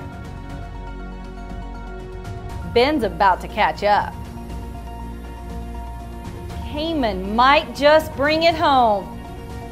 Oh no, disaster again. That'll end his run. There's our winner. Joseph finishes with a whopping 28 seconds left. Way to go. A little victory celebration for good measure. Way to go, Hawks. Don't go anywhere because Hawks Football Weekly will be right back. If you bank at Frost, we'll help keep your money safe. If you use your Frost debit card, the chip will make it more secure. If there's a suspicious transaction on your card, you'll get an alert. If you do, you can freeze your card with the Frost app. If you lose your phone, Touch ID login will help keep the app secure. Of course, if all you need is help from people who care, we've got that too. Stream live episodes of your favorite shows on the Food Network app. Download the app and watch the latest shows for free. Who's got it? The chance to become a Food Network star. Oh, you know I gotta check it out. Because you're in control. Let's get these baskets open. Whose dish is on the chopping block? Your shows. Well done. When and where you want them. It's a life lesson. I'm putting your creative intelligence to the test today. Wow. Action. Stream now on your favorite devices. Where Zaxby's is from, everyone loves the flavor that brings us together. And now you'll like it even more because Zaxby's 5 fan favorites are just $5.99 each. Friends, family, flavor. Zaxby's. Ben Campos, Travis Steele with you as the sounds in the background are that of the Fredericksburg High School Marching Band, entertaining everybody here at Hawks Stadium. Score at the break is Canyon Lake 29, and Fredericksburg 22. And Travis, we mentioned in the opening that Fredericksburg still has hopes for a district championship, and they're still alive tonight. Even though they are 0-1 in district, they get a win versus Canyon Lake. They go to 1-1, and Canyon Lake falls to 2-1. You put yourself in the opportunity to at least tie Canyon Lake and then have the tiebreaker over them. Now, it gets a little muddy if you get into a 3- or 4-way tie, and that definitely is possible in this district, but nonetheless, the hopes are still alive there for Fredericksburg, and Canyon Lake, the ability to put a stronger hold on that district championship. A win tonight puts them up 3-0 in district play before going into their bye. So we want to know what else is going on in district, and how about this? I don't think too many people expected this. Taylor is right now on top of Bernie at the half by a score of 28-7. So perhaps a little bit of a Hawk hangover from the Bernie Greyhounds. A loss there would be the second for Bernie this year. It would be in back-to-back weeks. That score kind of surprises me a little bit out of District 14-4A. Especially since they came in 6-0 into district play. Everyone kind of wrote off Bernie at the beginning of the year, but started to jump on the Bernie bandwagon right before district started, and looks like they might be jumping right back off. Well, a lot of football left to be played there in that ball game, but the Taylor Ducks on top of Bernie 28-7 at the half. The team that's on a bye out of this district is Eastside Memorial, as they are 0-2 in district, 0-6 overall. Let's take a look at some other scores from around the area. We'll transition to the 6A level in District 27 6A. You could find this game on our sister network, either the Cougars Network or the Rangers Network, kind of a simul broadcast there for the Comal Bowl. And a score that's kind of surprising early on in this ball game, Smithson Valley up, but only 14-6 against a Canyon team that has struggled all year. They played quality opponents week in and week out. They've been competitive, but it's a Smithson Valley team looking to bounce back and try to stake claim to a district championship of their own, right now struggling with Canyon. Yeah, and Canyon has a lot of pride over there. They've had some unfortunate losses so far this year, but they're going to go out and they're going to play as hard as they can every single week. Some of the coaching staff over there stresses. So, it's 14-6 right now, and they're definitely in the locker room seeing how they can keep it close. And, of course, on the other side of the football for Smithson Valley, I mean, what can you say about them? It's a Larry Hill coach team, and that kind of says it all. You know what you're going to get from them week in and week out. So perhaps, one thing I've learned, Travis, is you never count out Smithson Valley. They could be down 14, down 21, whatever. You never count them out. I remember at the beginning of this year, they were in a game versus Pflugerville-Hendrickson, and I had wondered aloud what will come of Smithson Valley this year. They are losing a 3-year starter, a quarterback, and lo and behold, they went off to a slow start, was down early in that game versus Hendrickson, and I said, well, maybe this is a rebuilding year for Smithson Valley, and 7 games later, they're undefeated. So it's just that type of mentality over at Smithson Valley. And 14-6 early on, you definitely don't want to count them out. Well, yeah, and the funny thing, you're talking about Smithson Valley like they're losing. That shows how much respect that we have for that Smithson Valley football team. They're only up 8 at half against a very sturdy Canyon football team, and we're talking about them as if they're losing this game and not to count them out, even though they're up by a touchdown and 2-point conversion. It's definitely not the showing that we expected from Smithson Valley. However, they, as you said, they do have a tendency, especially in the second half. Larry Hill goes in there and makes his adjustments, and they come out looking like a different football team a lot of the time.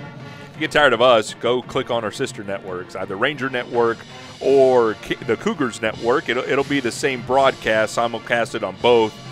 Tony Brubaker and Jeff Gandy have the call there at Canyon High School against Smithson Valley on top at the half, 14-6. Other scores from around the area. Game of the week in the greater San Antonio area for the second week in a row features the Clemens Buffaloes.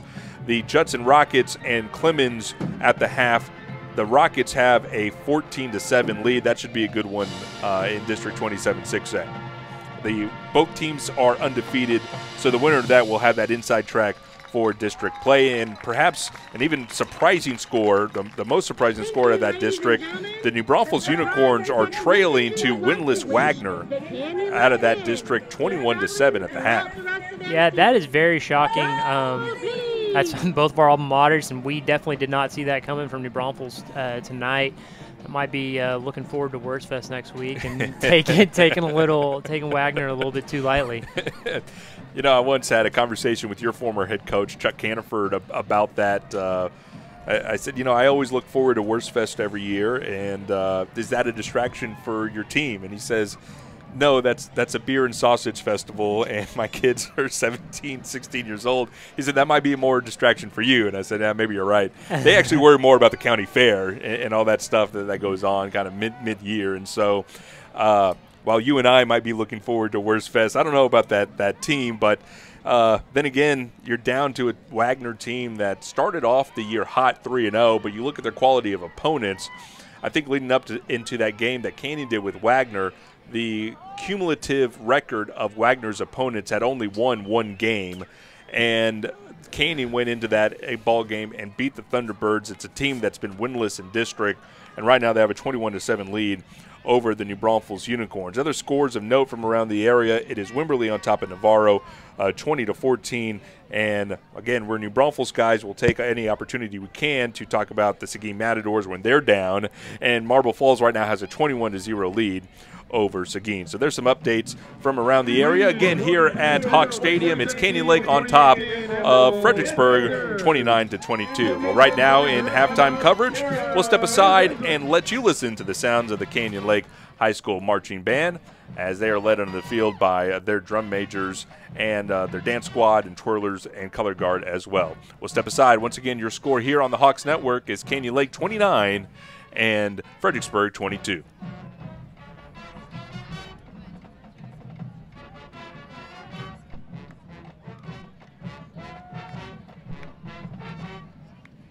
The Emerald Dancers are led onto the field by middle school officers Lieutenant Jocelyn Schreiber, Lieutenant Risa Conrad, First Lieutenant Carly Long, and Captain Jaden Chavez. And for the officers of the Emerald Dancers, Social Officer Kylie Edmondson, Vice President Marion Loyola, President Maggie Lesturgeon, Lieutenant Audrey Montgomery, Lieutenant Laurel Wood, Co-Captain Ryan White, and Captain Sophia Ming. The Emerald Dancers of the Week are Allie Brooks and Aspen Hugo. And Emerald Stars of the Week are Villani Hogan.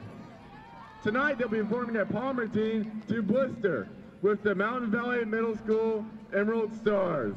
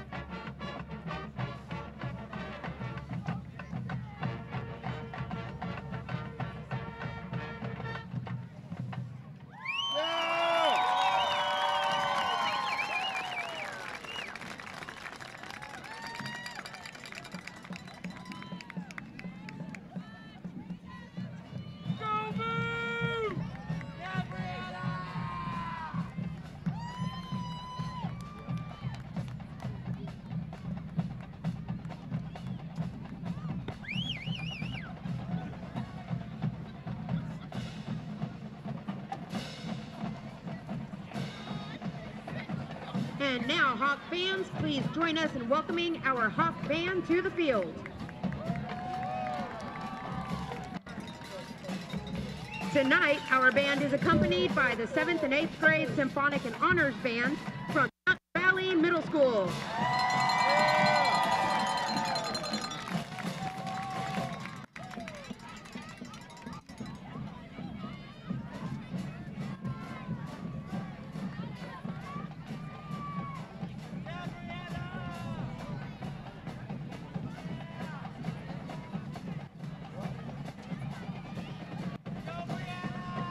Tonight, the bands will be performing We Are the Hawks 2, Barbara Ann, and Seven Nation Army, then followed by our fight song. So sit back and enjoy as both the high school and middle school bands perform.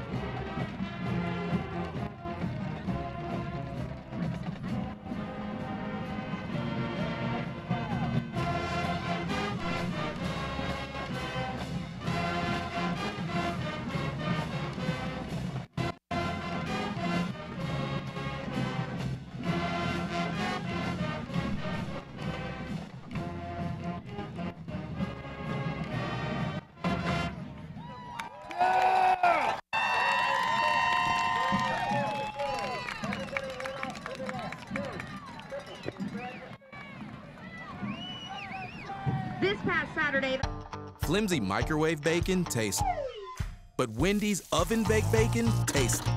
Add it to fresh, never-frozen beef, and you've got a Junior Bacon Cheeseburger. A JBC with 4 nuggets, fries, and a drink is what makes Wendy's 4 for $4 so deliciously different. Where Zaxby's is from, everyone loves the flavor that brings us together. And now you'll like it even more because Zaxby's 5 fan favorites are just $5.99 each. Friends, family, flavor. Zaxby's. Did you ever play Tetris as a kid? Yes, I did. Watch out. I couldn't find a chain for you guys, but I got my necklace from the car. It's starting to feel like a home. Welcome to your new house. Oh my gosh. I cannot believe they turned that into a house. Watch FYI. GVTC Digital Cable Channel 132. GVTC, just plain smart. Ben Campos, Travis Steele with you, executive producer Bo Wick here on the Hawks Network. We are transitioning out of halftime coverage into third quarter action. Good to have you with us here on a Friday night in October. And Travis, it's a deeply held belief of mine. One of the things I cherish most in life is Friday nights in October, and this is the last one for 2017. And, you know, we went out to get some fresh air, brisk, 50 degrees outside. Yeah, this is fantastic high school football weather, and we've missed it. This is the first Friday in October that's really felt like this, so it's a good one. Went out to get some fresh air. Of course, it feels nice in here in the press box because, well, one, we're full of hot air between the two of us, but yeah, you just don't realize how, and then the wind, you actually get out in the elements, and our colleagues that are here from Fredericksburg providing play-by-play for their folks back home are actually outside in the elements. We saw them all bundled up with their hoodies and everything, so very thankful that you and I are enclosed in a booth and protected from that, but the players are out there as long as the fans, and a good showing here on the near side by these Hawk fans, and a pretty decent showing on the far side as well from those from Fredericksburg making the drive over. Absolutely, and they're all kind of huddled up. I don't know if you noticed that. That's right. They're all staying together, and it helped explain the hurry-up offense by both these teams as well. Third quarter about to be underway as Trenton Lorett has the ball teed up for Canyon Lake. It's a high spinning short kick that will bounce at the 17-yard line. Still on the ground, and finally is jumped on by a Billy up man, that's Shea Slaughter, the senior receiver, who jumps on it, avoiding disaster. It'll be 1st and 10, Fredericksburg from the 18-yard line. Yeah, that kickoff took a little weird bounce, just kind of went straight up in the air, didn't bounce towards the return man at all. First look at Fredericksburg in the second half, and their quarterback, Will Flannery, has touchdown passes to Sean Majors, that one of 29 yards, and one to Jarrett Beard, that one 12 yards. Those are his 2 touchdown passes on the night. He'll have the ball moving now right to left from his own 18. 2 receivers to start this quarter. To the left, he sends a man in motion from left to right. Now he's back to pass. Heaves it down the seam deep, and the Hawks into double coverage. I've knocked it away. Pass is intended for number 8, Jarrett, and Laureate, amongst others, is there. I think that was Laureate that knocked it out. Yeah, the receiver on that one ran kind of a post and go, it seemed. It was almost a slant and go, but it was way too deep. And he had him by a couple steps, but the Canyon Lake defenders were able to get back over the top. Maybe a little underthrown. Remember, Travis, that's going into the wind. Absolutely. So keep that in mind as it's now 2nd down and 10. Handoff is given to Sabera, and the Hawks are there. Sabera was kind of a hawk killer in that first half with a couple of big gains, but the Hawks are up for the task on this one. It'll be a loss. And Michael Harwell keeps up his big year, making another tackle in the backfield. Willie Sabera, 5'11", 195-pound junior running back for Fredericksburg, came into tonight's ball game 466 yards on 63 carries and 6 touchdowns. It is 3rd down and 11 for Fredericksburg, moving right to left. From their own 17-yard line, Flannery back to pass. Rolling to the near side, reverses his field, going to the far. Keeping his eyes downfield, the Hawks are there to rusher him out of bounds. It's a sack for Grayson Lee, throws him out at the 10-yard line. that was definitely a timing route for the receivers, and timing wasn't there, and the receivers didn't know really what to do. The quarterback tried to scramble out and scramble to the side with only one receiver, and there's nowhere to go with the ball. Tale of two halves, perhaps, Travis. Earlier in that first half, a same busted play, trying to improvise, actually hooked up on that touchdown pass to Jarrett Beard. This time, good coverage in the Hawks secondary, forced the sack, thrown out of bounds, and now it'll be punting time as Silva is in deep punt, standing in the Hawk end zone, and in deep receiving is Laureate at the 41. Low snap to Silva, gathers it, puts his foot into it. It's a shank. That's a safety. You are right. Travis, good call, good eye. It was a low snap to Silva, and Silva, to gather it, bends down, and as he picks it up, he has his knee on the ground. The referee is there to make the call, and it will go down as a safety. Yeah, and that's just a habit that sometimes punters get into, and they bend down to get that ball, they put their knee down to give them a little bit of brace, and they just forget that means you're down. As a former kicker punter myself, I'm very aware of that, but typically you're more aware of it on the backside of the end zone. If it's you put your heels down and then you might take a step or two forward, and you have to tell yourself, we're not taking any steps back. I've seen a couple times, especially on the high school level, a punter gets it and he shuffles his feet, and unbeknownst to you, your heels step out. But I haven't seen it that way where it's a low snap and the punter gets down, but there it was, and the referee was there. Again, this is Alex Silva. He's not your traditional punter. It's supposed to be Dalen Negbin, who is out due to injury, so another red flag there is that injury to your kicker has cost you 2 points. Yeah, maybe you should have tried to throw a pass on that one, and who knows what would have happened. Incompletion, and it's definitely not safety, It would have been better. It would have been better as the Hawks are able to set up a return now after that safety. So 10:52 here in the third quarter, and Canyon Lake is now on top 31-22. Silva has the ball teed up now at the 20-yard line, and sends this line drive that is gathered by Tritton, as he's got to gather it. Excuse me, that's Ruiz, and Ruiz just falls on it. That is unfortunate there for Joseph Ruiz, the return man. Kind of fumbled it and fumbled it, and rolling around, and finally just jumps on it as Fredericksburg was hounding down on him. Yeah, he ended up making a smart play and just getting on top of that thing instead of compounding the fumble. But that was another low line drive kick that he just wasn't able to gather. And, I mean, he kept his head on his shoulders and just fell on top of it, and now they have the ball and see what they can do with it. Again, he was kicking into that wind that is now at the back of Canyon Lake as they are moving left to right. Still good field position, though, 1st and 10 from their own 33. Fulton hands off to Ferris on an end around, coming to the near side, and there's no running room there. Making initial contact, Caleb Wilkins, the Sam linebacker. Yeah, they got him in the backfield, which, as we've talked about, is not where Canyon Lake wants to be. They do not want a 2nd and 10. They'd much rather have a 2nd and 6, 2nd and 7. We've seen them get some pretty big plays on these 2nd down and long, though. Usually about a 6-yard carry to about the 40. Caleb Wilkins, who made that tackle, has a cast, a kind of a club on that left hand, and that is painted red. On 2nd down and 9, handoff goes to Chacon on the left side, and the Billies again are there in mass. Number 18, Trevor Kozleski, makes the tackle, the 6-foot, 163-pound senior defensive end. We've seen a lot of defense early in this second half. We saw a lot more offense in the first half. We saw a lot of big plays, a lot of long drives, and so far we have seen, I think we've only seen 1 yard of offense through 6 plays. Well, that would be 1 yard for Canyon Lake. Fredericksburg went backwards on there, so we're still netting the negatives for the first 2 possessions of the second half. On 3rd down and 9, it's a sweep coming to the near side. That's Ferris, lowers her shoulder at the 37 and promptly goes out of bounds. I think they give him to the 40 perhaps, and it'll be short by about 3 yards. Yeah, they were trying to – he had a little bit of room out there, but then Fredericksburg rallied to the ball and just pushed him to the sideline, didn't give him anywhere else to go. Official marks the ball to the 38, so it'll be 4th down and 5, and Trenton Laureate comes onto the field as the punter. Last time he was in, he did that rugby punt out to the right. Definitely has some legs on him.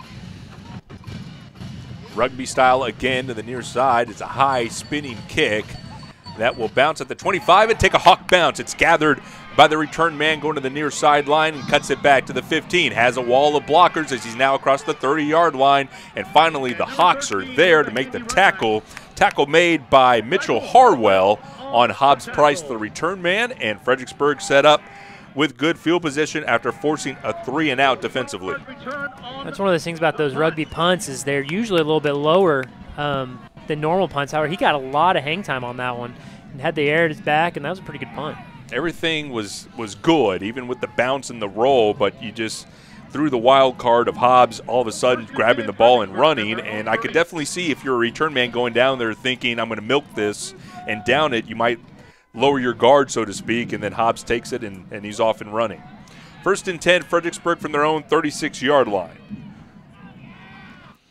Out of the diamond set, handoff coming to the near side is Handley. As Handley turns the corner and gets upfield, has enough for a Billy first down to the Fredericksburg 48-yard line. It's a gain of 12. And they're starting to do that outside run. We didn't see too much of the outside run in the first half, but when they did, they got big chunks of yardage, and it looks like they're going to start going to that a little bit more in this half. Canyon Lake on top, 31-22 with 9 minutes here in the third quarter. Fredericksburg with the ball, moving right to left from their own 48.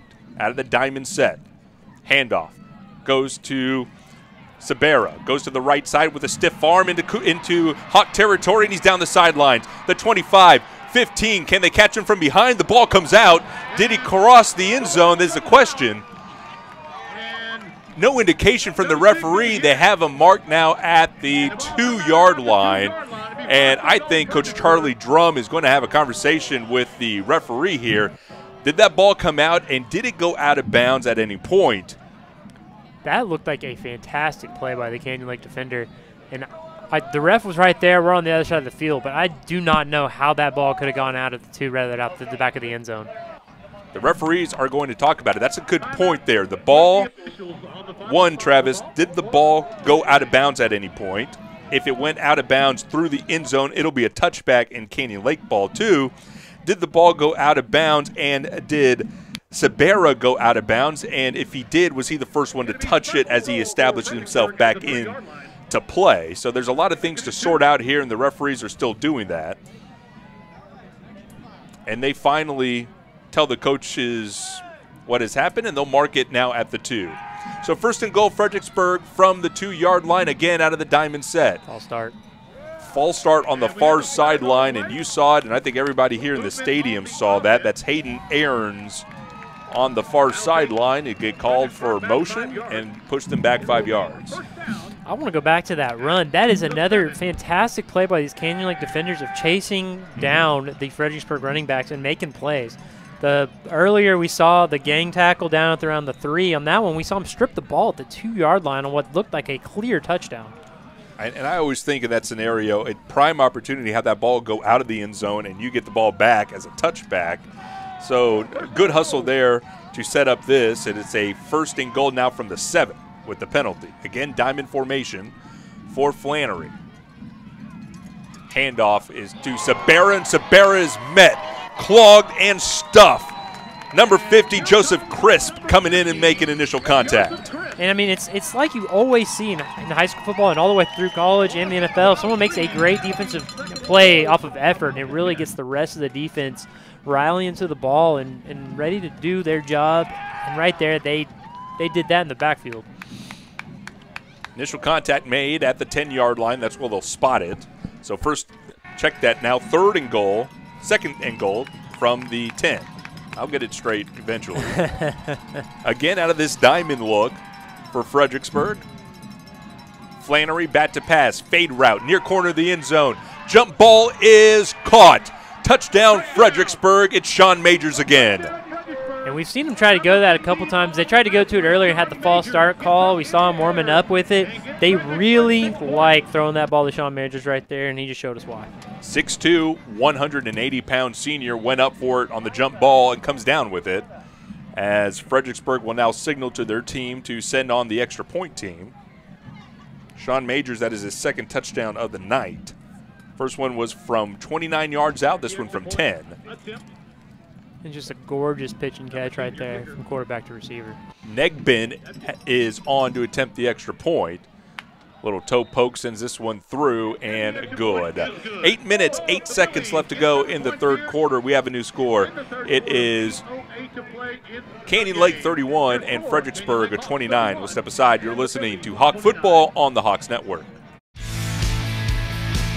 Whether you're out at the beach or chilling poolside, the summer heat is here and Music Choice is turning it up. Chill out with the latest music from your favorite kids artists and more. Your music lives here on Music Choice.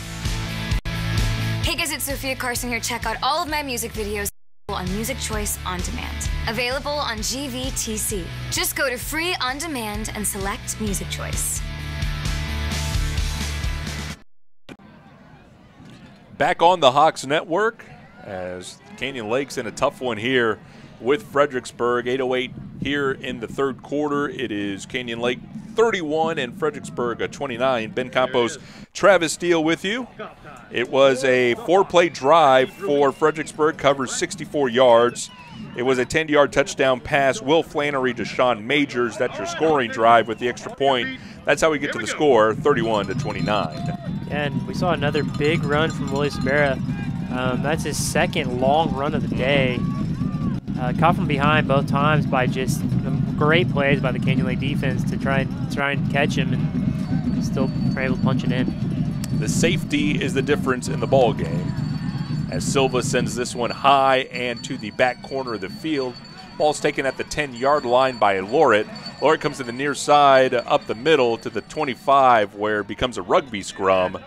And I think they'll give them to the 22, and Canyon Lake will have the ball 1st and 10. Brett will get the ball all the way out to the 32-yard line. Check that to the 27-yard line. My apologies. 8 minutes left to go here in the third quarter. We're going to see if Canyon Lake can get their offense moving again. Once they get that offense moving, it usually ends in a touchdown. They just have to get past that first couple downs.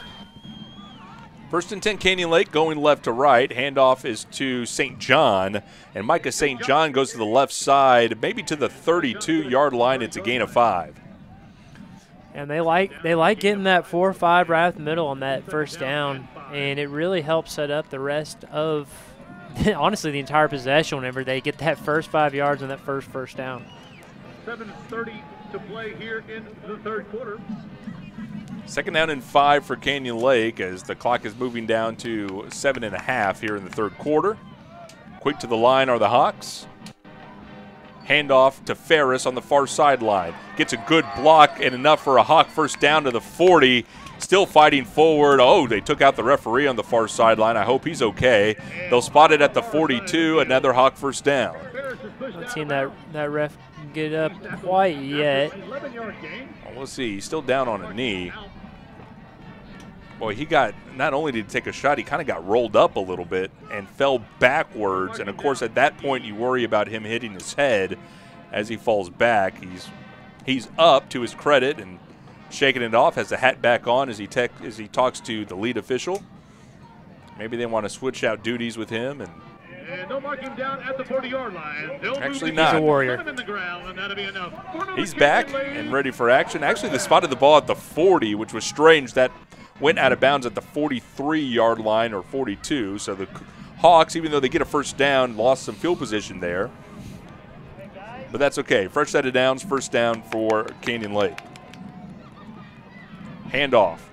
Ferris coming to the near side, trying to get a block to turn the corner. He doesn't. He'll just have to muscle his way forward with a forearm shiver. Gets to the 45-yard line. It's a gain of 5. I keep saying this, but that's a good job right there by Joseph Chris finishing that block. He blocked him. The guy got off the block. He got back on the block, and he's really doing a great job getting out in front of his runners today. Well, it's a good job also defensively for Fredericksburg. You mentioned pushing the offensive lineman, not really committing to where the defender's going to go, trying to string it out and making sure you're disengaged and making Chris go at you, another 2 or 3 times. So it's good play on both sides of the football as the handoff on 2nd down goes to St. John, who's still trying to fight his way forward.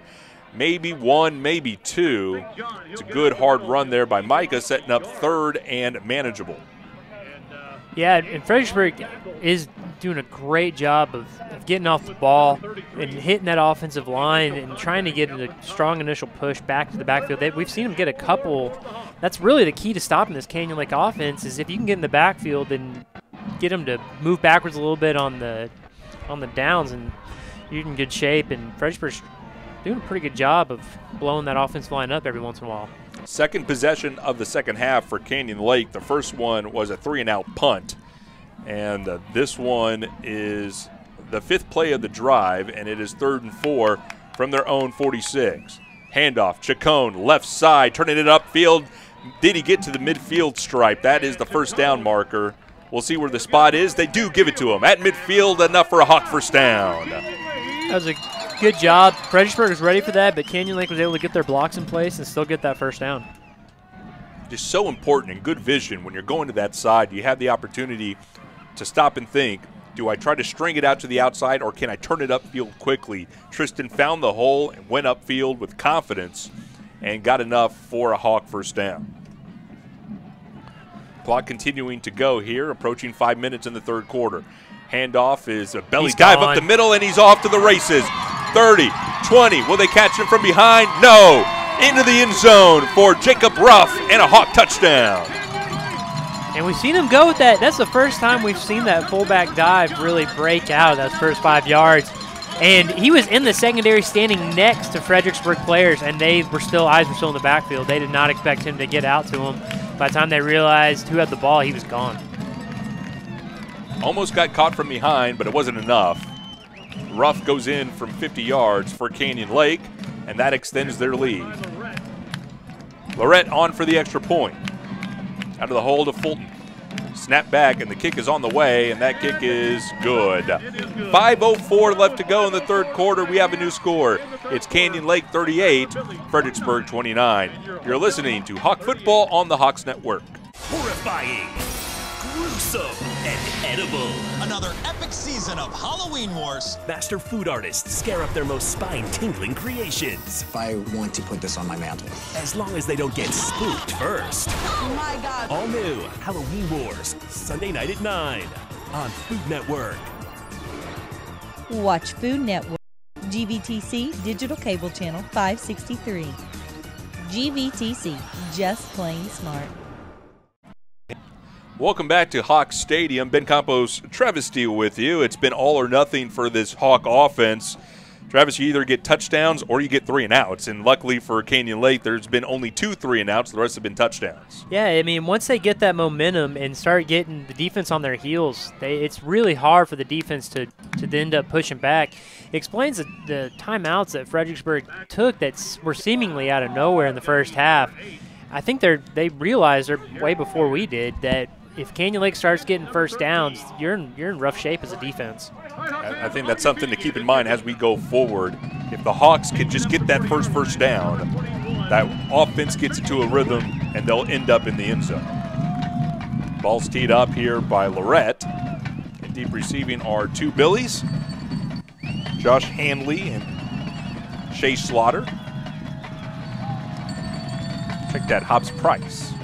Price is driven back to the 5. He'll take it on the near sideline.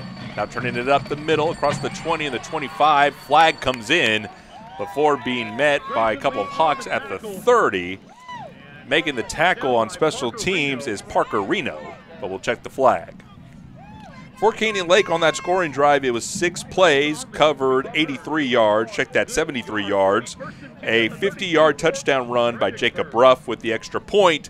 Now under 5 minutes left in the third quarter, Canyon Lake has extended their lead 38-29. Now there's a lot of room on that return, but it looks like it was because – oh, I take it back. Another offsides penalty against Canyon Lake, and a hold is called against Fredericksburg, so those will offset, will redo the kickoff. And, you know, I've never seen this at a football game, but you have Lester Boehm and Trenton Lorette, the kickers, and we don't know who's going to kick them. They're both lined up. You have Boehm coming in and faking like he's kicking and then going up. And I think what's happening here, Travis, is Boehm is actually crossing the 40-yard line without kicking the football. Therefore, he is offsides before retreating back, and then Laureate comes in to kick. So that's something the Hawks have got to keep in mind. And, you know, here we are, week 9 of the high school football season, one of those details that you would expect to be ironed out by now. Yeah, I think that was their 3rd or their 4th offside they've called on the kickoff. Usually we kind of miss it because it gets tacked on to the end of the play, but I guarantee you these coaches aren't missing it. And I've been watching, I've seen the first kicker go over once or twice, but I have not seen these last couple of offsides, to be honest. I've been watching that initial kicker, and he's not crossing over. But I guess one of the other guys on the kickoff team is. I'm not sure. The refs see it. I don't. And then that's what matters. And, of course, I'm just following the football, so it's all oblivious to me anyways. But, again, 4:57 left to go in the third quarter. Canyon Lake on top, 38-29, and set to kick off. Again, it will be either Bohm or Lorette to kick this off. Beard and Price in deep receiving for Fredericksburg. Looked clean there. The flags stay in the pants as Beard will take it from the 5 on the far sideline across the 20, trying to spin out of the tackle, and he won't. Drop down at the 23-yard line. It's good special teams work there by the Hawks, and it'll be 1st and 10 for Fredericksburg. Yeah, that's a lot of great effort there by number 4, Parker Reno for Canyon Lake. He was the first one there, was able to kind of blow up the initial blocker and got a hand on the returner, which is always important to slow down that return. So 2 for 1 there by Parker Reno. He made the tackle on the kickoff that had to be redone because of the penalty. So that's good play on special teams by the young man, Parker, who came into this ball game with 37 tackles. He had 6 to lead the team versus Bernie and recovered an all-important fumble in that ball game versus the Greyhounds. Out of the diamond set once again for Fredericksburg, going right to left. Handoff to Beard is met and stopped in the backfield. It'll go down for a loss, and making contact there, Sam Shepard. We're seeing a lot more of the diamond formation this half than the first half, where we saw a lot more of the pistol. It might be because they're going against the wind. It's hard to throw against this wind. It's really crazy out there. You have Flannery and 2 running backs to his left and right and 1 behind him, and that kind of makes up that diamond formation. Flannery again in the diamond, fakes it to the running back, back to pass, heaves it. Receiver is wide open because the defender fell down. Makes a catch at the 45 and is drilled at the 40-yard line. Making the tackle to come help is Trenton Lorette, but the ball is caught by Aarons, and that is his 6th catch of the year. And that's kind of what we were just talking about. That ball was a gorgeous throw, and the wind just knocked it down in just midair. Slowed it down to a crawl. To the Hawks' benefit, because it allowed Lorette to then make up the play to go over there and make the tackle. Back to pass is Flannery. Delivers it, and the ball's intercepted. Coming back the other way is Lorette again. Tries to get a block at the 40 and does. Flag comes in as he's now into Billy territory, and he'll slide down at the 38. But we'll check the flag. Check that. That Flannery was not the quarterback there. That was 13 Hobbs Price, who was in the pistol look. Back to pass, was hit as he threw and overthrew his receiver. And it was an easy interception for Lorette. And so we'll just check the flag here. Block in the back against Canyon Lake. So this will be after the interception. Travis, in that moment, what I was afraid of is a late call by the official on roughing the passer. Yeah, he definitely got a hit in there. They blitzed off of that weak side and were able to get to him pretty quickly, which rushed his throw. A lot of times when you see rush throws, you see him a little bit high because they're not able to follow through on it.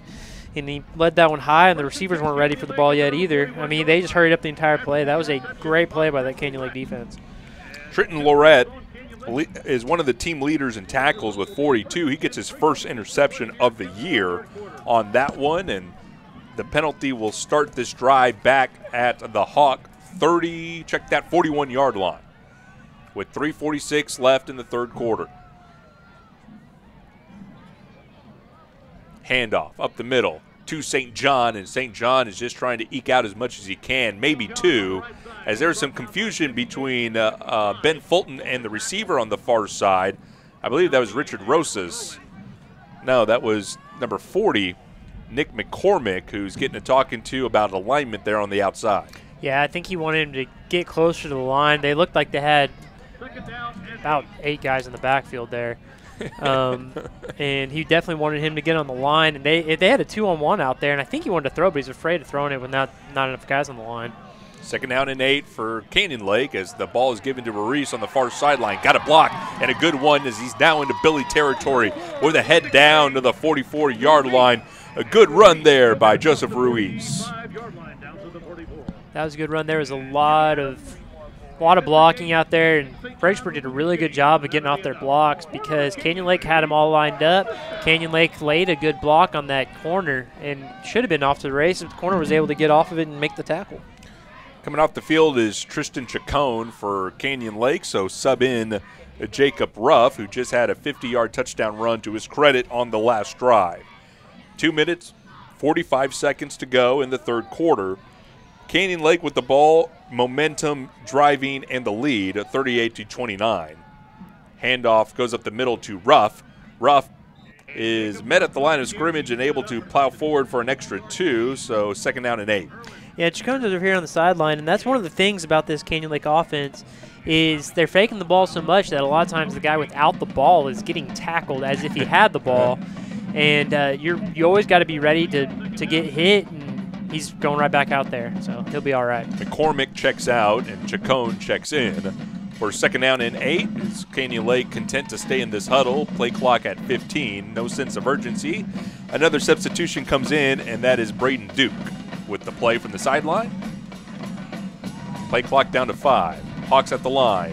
Handoff coming to the near side. Turns upfield. That's Ruiz at the 35-yard line. Should have enough for a Hawk first down as he falls forward after contact. It is at the 33-yard line. First down, Canyon Lake. Yeah, that was a great play right there. The quarterback did a fantastic job on that play of the misdirection. He got a lot of the Fredericksburg guys moving the opposite direction, and there's Fredericksburg at the timeout trying to slow this one down a little bit. Well, they got to do something here as Canyon Lake, as we mentioned, Travis, if they get a first down, they're going to score a touchdown. That is the trend of this ball game, and right now this is going to be the 6th play of this drive with 1:39 left. You have to ask yourself this question. Right now it's a 2-possession ball game at 9 points. If Canyon Lake gets a touchdown, you're extending that lead even further, possible 3-possession ball game now. And now you have to ask yourself, if you're Fredericksburg, are you even going to get the ball 3 times? Yeah, because Canyon Lake, I mean, we've been watching them hurry this offense up, but they are just as capable of slowing it down. And with this run possession offense, if they want to slow this down, these 12-play drives that are taking about 5 minutes, they can turn them into an 8-minute drive if they feel like it.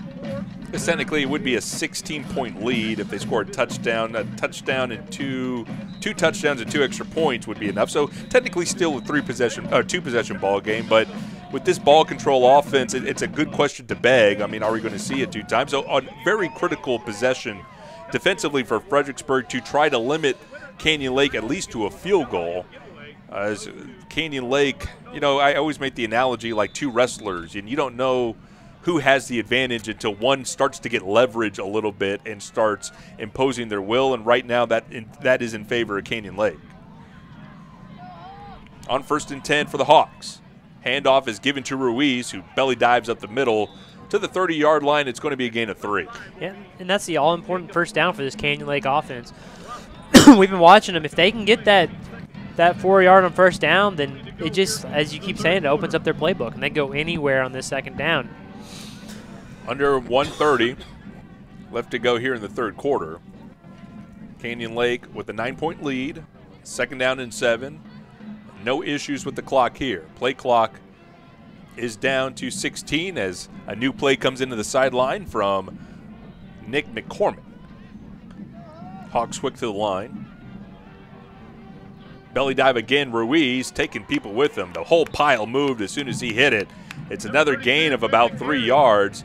Down to the 30, check that 27-yard line. Yeah, we're already starting to see Canyon Lake kind of take the air out of the ball a little bit. It seems a little early for it, but they're about to go into the 4th quarter. With only 35 seconds left in this half. 9-point game. So they're already starting to slow it down. We were seeing them in the first half snap the ball with 15, 20 seconds left on the clock, and this drive it's been within 5. Chance Martelli brings the play in from the sideline. It's a blatant slowdown of the ball game. There's about 10 seconds difference between the play clock and the game clock. They give it to Ruiz on an end around, turns upfield at the 25, has a first down and more. Across the 15, closer to the 10-yard line before being tackled from behind. Down to the 12-yard line, it's another Hawk first down. It's another great block on the outside there by both the receiver and the pulling guard. This Canyon Lake, I keep bringing up Joseph Crisp, and I feel kind of unfair to the rest of the offensive line, but Joseph Crisp is the one that's getting on the outside making the blocks, while the inside interior linemen are making their blocks just in the dust or in the pebbles. We have played 3 quarters of play here at Hawk Stadium. Our score after 3, Canyon Lake 38 and Fredericksburg 28. You're listening to Canyon Lake football on the Hawks Network. Texas Flip and Move is ready to roll. I could not be more excited about this. Who'll be the Lone Star State's big flipper? Each team buys low and sells high. The bigger the risk, the bigger the reward. Texas Flip and Move, Friday night at 9, only on DIY Network. Watch DIY, GVTC Digital Cable Channel 126. GVTC, just plain smart. Ben Campos, Travis Steele with you. Bo Wick, the executive producer here on the Hawks Network. The last home game of 2017 for Canyon Lake has them up at 38-29 at the end of 3 quarters of play. And they're in the middle of a very important time-consuming drive. Right now on the field, the ball is marked at the Billy 12-yard line. Canyon Lake now moving right to left. And this will be, Travis, when play resumes, the 8th play of this Canyon Lake drive.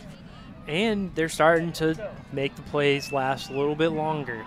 And Fredericksburg's now playing a clock game, and I think they're starting to see that over there on the sideline. Very blatant as well. You see everybody huddle up, and the play from the sideline comes in with about 13 or 14 seconds on the play clock. Absolutely.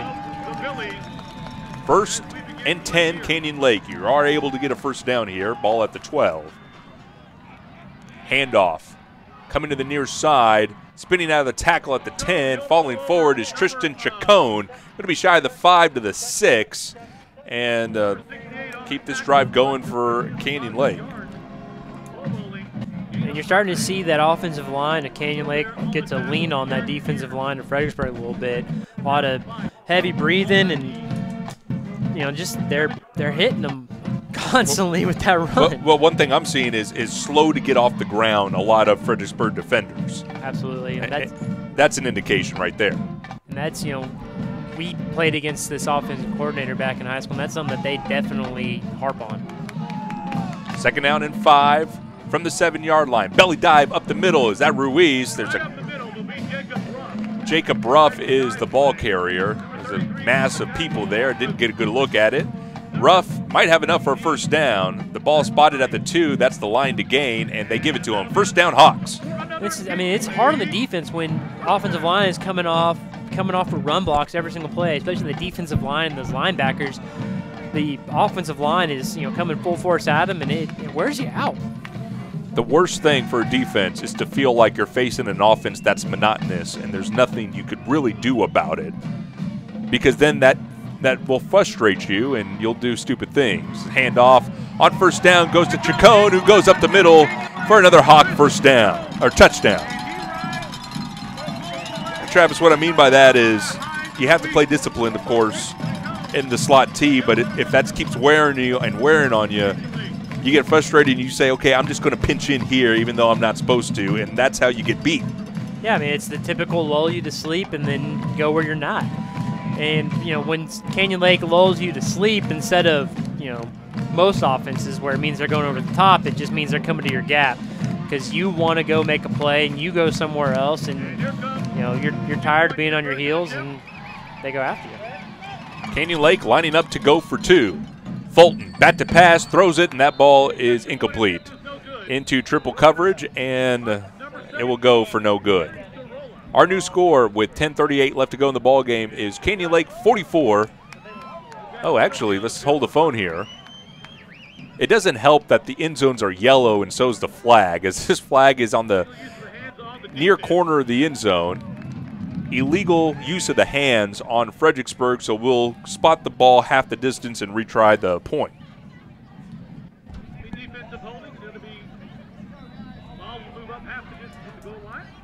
So we'll see what they draw up on this one. Well, it's surprising that they went for the pass, but I guess if you're expecting the belly dive, the pass would be open there at that point. So maybe not a surprise after all. This will be ball spotted at the 1. Under center is Fulton. Fulton will take it on a quarterback sneak, and we'll have to wait for a signal. He got it. Well, one official said no, the other one said yes. So, yes, it is good. The Hawks get 2 points there. And our new score with 10:38 left in the ball game, Canyon Lake 46 and Fredericksburg 29. We'll step aside. This is Canyon Lake football on the Hawks Network. In college football, you don't have the luxury of looking ahead. Every Saturday's a different way of destroying your season. They'll make the ground shake. They'll make your eyes burn. They'll show you hate and disrespect unlike anything you've ever seen.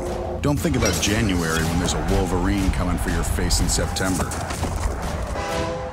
The biggest game, the only game, is the one you're playing.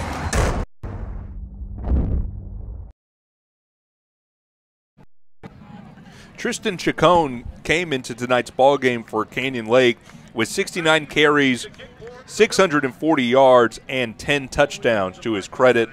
We'll have to rewrite the books after this one. This is his 3rd touchdown, 2 by land and 1 by air.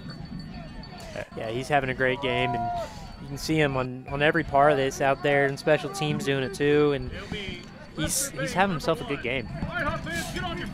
We'll check that Hawk scoring drive on the other side of this kickoff.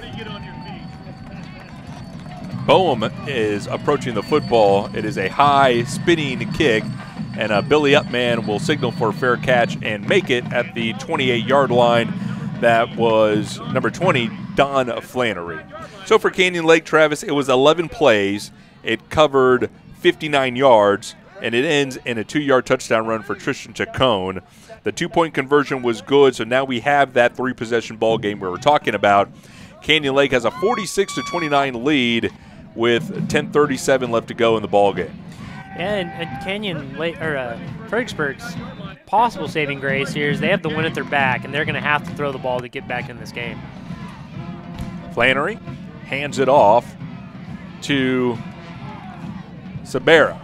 Sabera will go across the 35 and the 40, has 11 on first down and a Fredericksburg first down. And I say they have to throw it, and then they go off and run it for double digits. That's how it works. And then Fredericksburg get into a rhythm. Handoff to Sabera once again, piling forward as another good gain across the 45. Gain of 6 there on first down, sets up 2nd and 4. But as my dad likes to say, tick, tick, tick. We're already at 10 minutes on this game, and I don't know if Fredericksburg, even if they score a touchdown here, is going to be able to get the ball back twice. They've already attempted an onside kick in this ball game and were successful. But we'll see what here. Pass into the flat is in and out of the hands of number 20, Don Flannery. So the Flannery to Flannery connection goes for not incomplete, and 3rd and 4 is upcoming.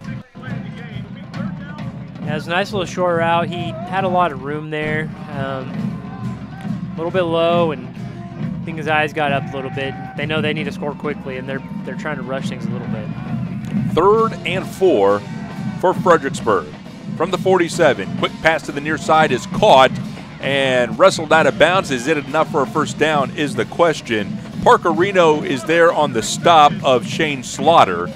It will be enough for a Fredericksburg first down. Now into Hawk territory. They'll place the ball at the 47-yard line. Receiver did a great job of splitting the defenders there and getting the necessary yards for that first down. It's a great move by him. 9:30 left in the ball game. Two running backs on either side of Flannery. They give it to Sabera, who goes up the middle, and there's not much doing. Ross Snowden, the defensive end, pitches down and makes sure that Sabera has nowhere to go. Yeah, And that's what you cannot do right now if you're Fredericksburg. You cannot get 0 yards in a run. I mean, we're down to almost 9 minutes left. They just do not have time for that. Snowden, a 6'2", 210-pound senior defensive end with the tackle there.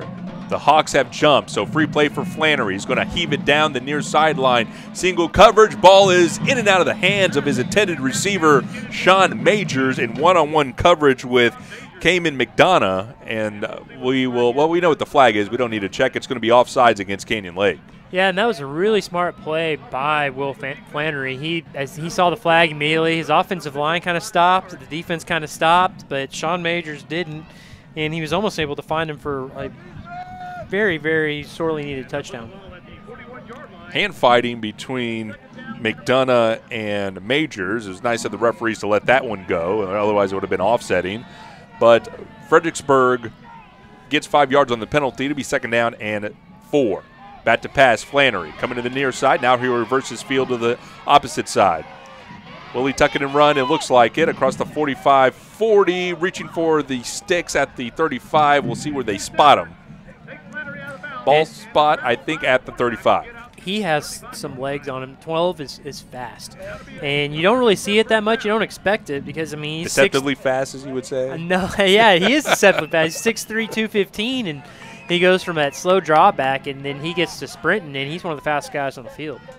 It does look like an offensive lineman, so that is surprising. On 1st and 10, handoff to Sabera with some running room across the 35, 30, 25, 15, 10-5, and they tripped him up at the 1 yard line. Willie Sabera, I thought for sure was into the end zone, but the Hawks were there to get him from behind and stop him at the 1. That is the 3rd time Sabera has rattled off a long run to get tackled within the 5 yard line. He's been the bulk of this Billy offense, and he's yet to score a touchdown. Handoff, and he won't get an opportunity here. Flannery, quarterback sneak. Did he get penetration? I don't think there's nothing doing there. Tries to spin forward, and it'll be no gain. The officials are quick to spot it. Looking back, I think Sabera has 3 carries. Well, he has a lot more than that, but 3 of his carries went for a combined around 120 yards. And all of them he got tackled within the 5. He's making some great reads out there. Wildcat look with Jarrett Beard, the sophomore, taking the snap. Direct snap to him. Will go to the right side. Met at the 2. Spins forward and into the end zone. Touchdown, Fredericksburg on a run by the young sophomore, Jarrett Beard. Yeah, that's a good play by him. That great second effort. Canyon Lake was there for the tackle, and he just spun off and got in the end zone and got him what they needed. 8 minutes left. I think they might have time. The question is whether or not you're going to get it.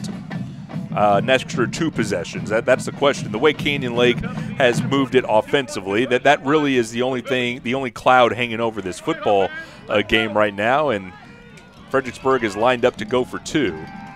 Back to pass, Flannery. Into the backside of the end zone. That's deflected at the last second. Great defense by Jacob Neal to knock it and avoid the pass interference, and that 2-point conversion is no good. 8 minutes left to go in the ball game, and Fredericksburg has responded. It is Canyon Lake 46 and Fredericksburg 35. You're listening to the Hawks Network. If you bank at Frost, we'll help keep your money safe. If you use your Frost debit card, the chip will make it more secure. If there's a suspicious transaction on your card, you'll get an alert. If you do, you can freeze your card with the Frost app. If you lose your phone, Touch ID login will help keep the app secure. Of course, if all you need is help from people who care, we've got that too. Ben Campos, Travis Steele with you at Hawk Stadium in Fisher, Texas, on the campus of Canyon Lake High School. What will happen here? There's 8 minutes left to go in the ball game. Fredericksburg is trailing Canyon Lake 46-35 after scoring a touchdown. And we'll see what type of onside kick Fredericksburg has in store, if it is indeed an onside kick. Well, Canyon Lake definitely thinks so. They have their hands team on. They've got 10 guys within 5 yards of each other, and then they're one guy deep. So they think this one's coming short. I think versus any other offense, you might trust your defense to get you the ball back 2 extra times in this ball game with 8 minutes remaining, but against a slot T, an offense that's designed to milk the clock, That might be too much to ask for. Rios has a 10-yard charge. It's high, it's short, it's going to bounce at the 20-yard line and bounce into the hands of Ruiz, and he'll just slide down at the 22. So they tried to kick a high spinner into a soft spot in the zone, maybe get a good bounce past Ruiz, but Ruiz is there to gather it and just go down. So it'll be Hawk ball, 1st and 10 from the 22.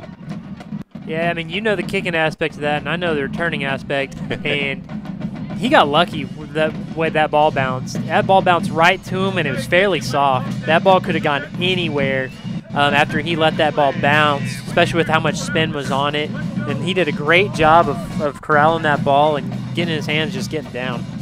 You know, so many of the onside, when you're teaching onside, the coaches will always end it with, and let's hope for a bounce. Because that ball is so oddly shaped, and that's what it comes down to sometimes is, can we get a bounce? And luckily for Joseph Ruiz, that bounced right to him. Yeah, he had great hands to hold on to it. Under 8 minutes now as the Hawks will take it and give it to Ruiz. He'll try to turn the corner on the far sideline, drag down from behind. That's a good tackle there by number 76, Jacob Weinecke, the sophomore defensive lineman. Excuse me, the senior. Yeah, that's a great job by Fredericksburg. They're getting them behind the chains. It's now 2nd and 13, not where Canyon Lake wants to be. Again, the stat of the day is every possession for Canyon Lake has been a touchdown except for 2, and both of those 2 were 3 and outs. So the name of the game is, can the Hawks get a first down?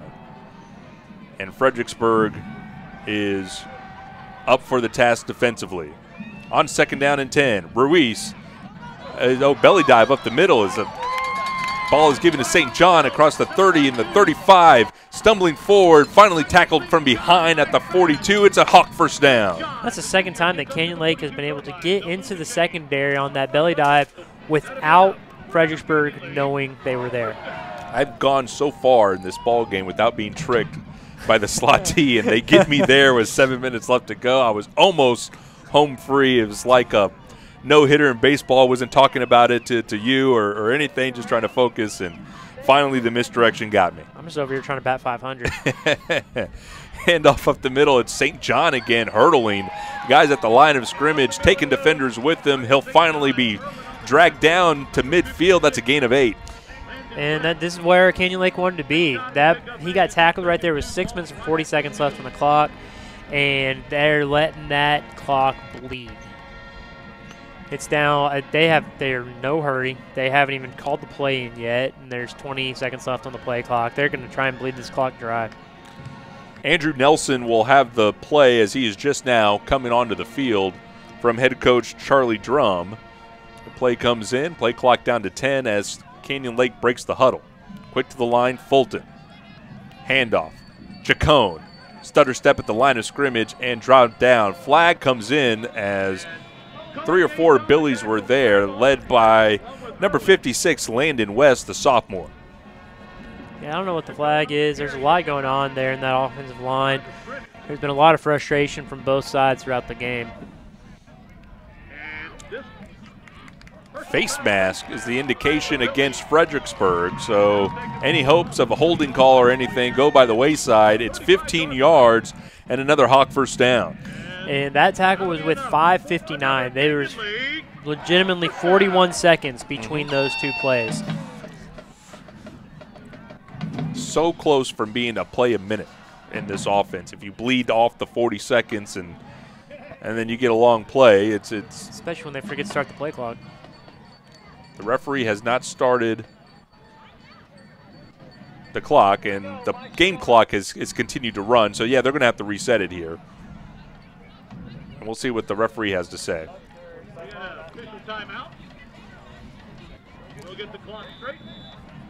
Now the clock goes as the clock was restarted to 5 minutes and 40 seconds. Play clock down to 17 as a play comes in from the sideline by number 22, Braden Duke. Now down to 7 as the Hawks are quick to the line. Handoff Chacon, left side now. Takes 3 Billy defenders with them across the 30 and finally driven back. Number 44, Cullen Yates, making initial contact for Fredericksburg, but not after Tristan gets a gain of 5. And that one, the play clock started at 5:05. So we're getting about a minute of play here. It's almost, and it's, Travis, when you're on this side of the football, it's fun to watch. I could sense the growing frustration from not only Coach Lance Moffitt, but his players. As you can see, as the carriers are going down to the ground, there's a lot of extra fighting, trying to get the ball out, desperately trying to get the ball back to their offense. But as we mentioned, this is what this offense is designed to do. Yeah, and as a football player, you want to make plays, and they're just not giving you the time to do it. Hand off to St. John up the middle, and 2 or 3 Billies are there to push him back. No gain by St. John, but most importantly to anybody in the stadium as the clock continues to go. Yep, just tick, tick, tick. It's just going down. And Fredericksburg's, making good defensive plays, but there's just not enough time for them to make them. 46-35 is your score. It's an 11-point spread with Canyon Lake on top. And the ball moving right to left with the ball at the 29-yard line. This will be 3rd and 4 and this 8th play of the Hawk drive. In motion is Ruiz. They give it to him from left to right. Stutter step at the line and plowing his way forward as he lowers his shoulder. Maybe a gain of 2 to the 28, and that's going to be shy of a first down. And Fredericksburg will take their second timeout. So, Travis, let's keep it here. There's 3 minutes and 37 seconds left. As we mentioned, Canyon Lake with an 11-point lead. And the ball now a 4th down and 3. For all intents and purposes, if Canyon Lake goes for it here and gets the first down, the game is over. Yeah, absolutely. And, if they get the first down here, then there'll be 3.5 minutes left. They'll have 4 downs, and we know that's about a minute of play. It's almost a minute of play, yeah.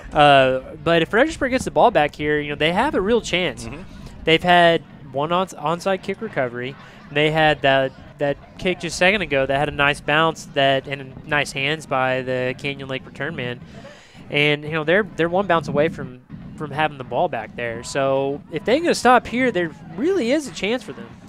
And an offense that can put points on the scoreboard in a hurry. Absolutely. So that's not really a factor. The factor is, can you get the ball 2 times? And this will play into that equation here. On 4th and 3, Canyon Lake to the line. Handoff, Chacon, left side. He's got a Hawk first down across the 25 to the 23. And Tristan Chacon, a great game he's having. 3 touchdowns and now a critical first down pickup. You were talking about your perfect game earlier. I was afraid to mention it, but that almost ended Canyon Lake's streak of every non-3 and out getting in the touchdown. So I didn't want to say anything, but I'm glad you didn't. And the clock is now running under 3:30 with 20 on the play clock, and the cake has been baked, and now Canyon Lake is putting icing on it. A win here would move them to 3-0 in district. Under center, handoff is given to St. John up the middle. St. John still going, keeping his feet going. Gets enough for a Hawk first down, now down to the 11. What a run by Micah St. John. Yeah, I thought there was 2 different touchdowns on that play. I did not see St. John with the ball. I just saw one guy streaking down the right sideline and one streaking to the left sideline. Ruiz had it on an end around to the right, and Ferris had it an end around to the left. They both scored. It was a clog up the middle with Micah St. John taking 20 people with him, 12 yards, and a Hawk first down. 2 minutes and 40 seconds is coming into the ball game. Andrew Nelson has a play in from the sideline.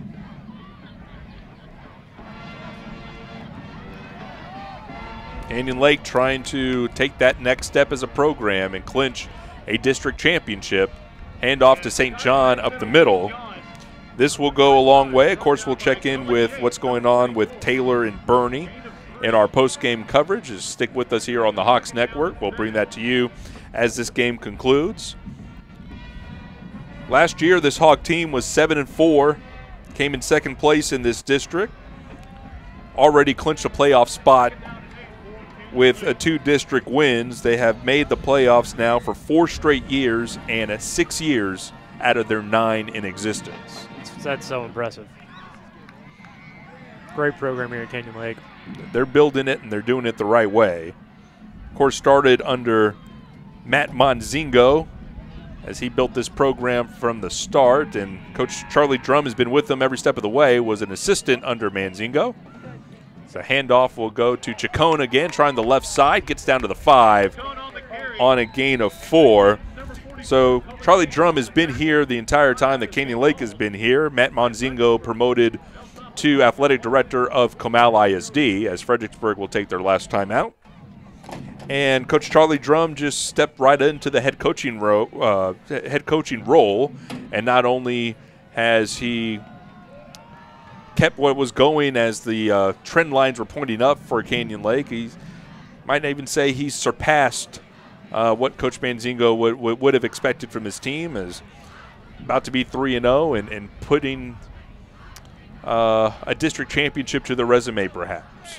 Yeah, perhaps, and they've looked really good out there doing it. A lot of great athletes on this Canyon Lake football team. They're very disciplined on both sides of the ball. It's been really impressive, and watching their offense put up 46 points, where I don't think their quarterback's thrown 5 passes. It's an impressive offense to watch. Having started broadcasting high school football in the area in 2007, I've seen Canyon Lake literally grow up. Over the last 9 years, was there for their first playoff win versus Burnett in Marble Falls before watching them fall to China Springs in their first playoff experience. China Spring, a well-known power in this division of high school football, so no harm there. Is about to go 3-0 are the Canyon Lake Hawks, and nice step for this program going forward as Fulton will fake it, coming to the near side. He has it at the 5, diving for the end zone, will be shy at the 2-yard line. So trickeration, if you will, as Fulton had the ball behind his back for half of that play. Yeah, that was a really risky play in a 2-score game with a minute left, but it worked out for him. Something like that could definitely go the other direction. They definitely wanted to score there, especially on senior night. And their senior quarterback definitely wanted to get in there and made the smart play by getting out of bounds rather than trying to dive in the end zone and losing the ball. So clock stops at 1:18 with the ball placed at the 2-yard line. Canyon Lake on top, 46-35, threatening to punch this one into the end zone. We'll see if they're going to try and keep our streak alive or get in the victory formation. Well, it's 4th down and 1. Fulton under center, handoff, Chacon, left side, he's in. Touchdown, Hawks. Chacon's 4th of the day. It's just been a great day for Chacon. The junior's taking over senior day. He'll be back next year for the Hawks, but milking everything we have from him as a junior. We don't want to turn the page so quickly. Canyon Lake, you can see on the sidelines here, Travis, having a lot of fun with their teammates as they're celebrating this big win versus Fredericksburg. Yeah, it looks like he's serving out something over there on the sideline. Keep feeding me. Boehm is on to attempt the extra point. That kick is good. 1 minute, 15 seconds left in this ball game. We have a new score. It's Canyon Lake 53 and Fredericksburg 35. We'll step aside. You're listening to Hawk Football on the Hawks Network. Tom Brady, that's a mic drop. This is football, and this is how it is. Let's just get right to it. Start your game day with Game Day Morning, football's first pregame show every Sunday.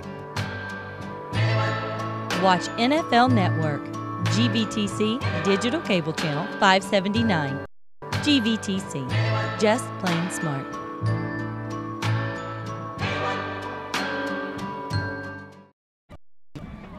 3 if by land, 1 if by air. Those are the touchdowns for Tristan Chacon. 3 rushing tonight, 1 catching. And those 4 touchdowns are pacing Canyon Lake tonight. 53-35, a palindromic lead for Canyon Lake with 1:15 left to go in the 4th quarter. Boehm has the ball teed up for Canyon Lake. And deep receiving is Sabera. It's a high, short kick, and Upman will take it with a fair catch at the 33-yard line. That's fair caught by Shea Slaughter. So 1st and 10 Fredericksburg with a minute 15, and Canyon Lake with a comfortable lead. Yeah, Fredericksburg's going to have to score 3 times in a minute 15. Canyon Lake looks like they're coming out in the prevent style defense as well. Oh, they're moving up a little bit now. Deepest man for Canyon Lake, as they now drop back a little bit, is the Hawk 47-yard line. Spread look for Flannery, who's back to pass.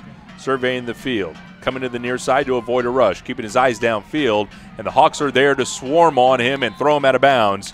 It is Grayson Lee once again, and they'll keep the clock running as we have gone under a minute. They've seen some good sportsmanship out there. They knocked him down a little bit out of bounds, but everybody's okay, helping each other up. But Ross Snowden, a really good job right there as the left defensive end. He got cut by the right tackle and was able to get out of that and rush the quarterback and make him move out of the pocket way before he wanted to. Back to pass Flannery. They got a screen set up to the far sideline. Ball's caught by Beard. Beard cannot break out of the second tackle. Down to the 25 is going to be a loss, and Grayson Lee once again. Yeah, Fredericksburg is moving the wrong way here. There are 18 seconds left. I imagine they're just going to have to chunk it deep here. 3rd and 18. Clock running now with 10 seconds. Flannery, back to pass. Will just heave it to the far sideline into double coverage. It's caught at the sticks by number 15, Sean Majors. That's a good throw and catch in the game. And that will end tonight's ball game. Our final score, Canyon Lake 53, Fredericksburg 35.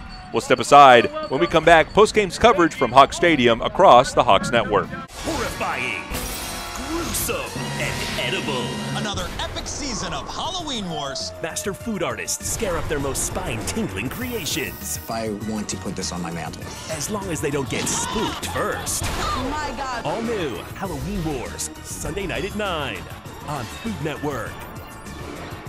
Watch Food Network, GVTC Digital Cable Channel 563. GVTC, just plain smart. If you bank at Frost, we'll help keep your money safe. If you use your Frost debit card, the chip will make it more secure. If there's a suspicious transaction on your card, you'll get an alert. If you do, you can freeze your card with the Frost app. If you lose your phone, Touch ID login will help keep the app secure. Of course, if all you need is help from people who care, we've got that too. Texas Flip and Move is ready to roll. I could not be more excited about this. Who'll be the Lone Star State's big flipper? Each team buys low and sells high. The bigger the risk, the bigger the reward. Wham! Texas Flip and Move, Friday night at 9, only on DIY Network. Watch DIY, GVTC Digital Cable Channel 126. GVTC, just plain smart. Daddy's gotta go to work. Uh-oh. Sorry?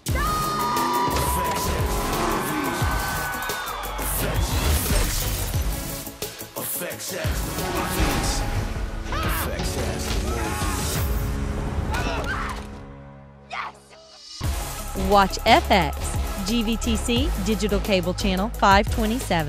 GVTC, just plain smart.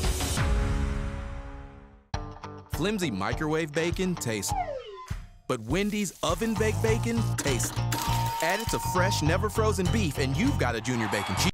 A JBC with 4 nuggets, fries, and a drink is what makes Wendy's 4 for $4 so deliciously different.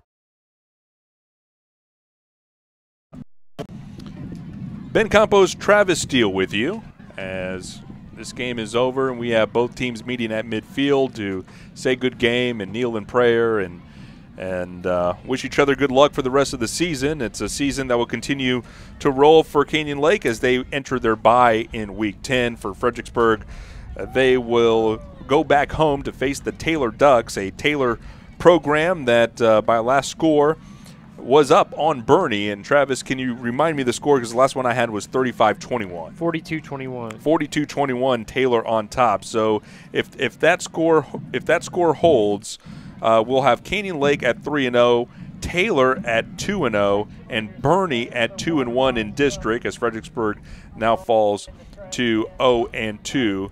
to start district play. Eastside Memorial at 0-2 as well, as they are on their bye. So it sets up, and we got to see what happens. Canyon Lake has not clinched anything tonight, but their position to win a district championship, certainly at 3-0, is strong as they go into their bye. Well, Travis, welcome to the Hawks Network. It's your first time with us, and our first time with a look at 4A football, and it was everything it was cracked up to be. Well played on both sides of the football. Yeah, well played and well coached.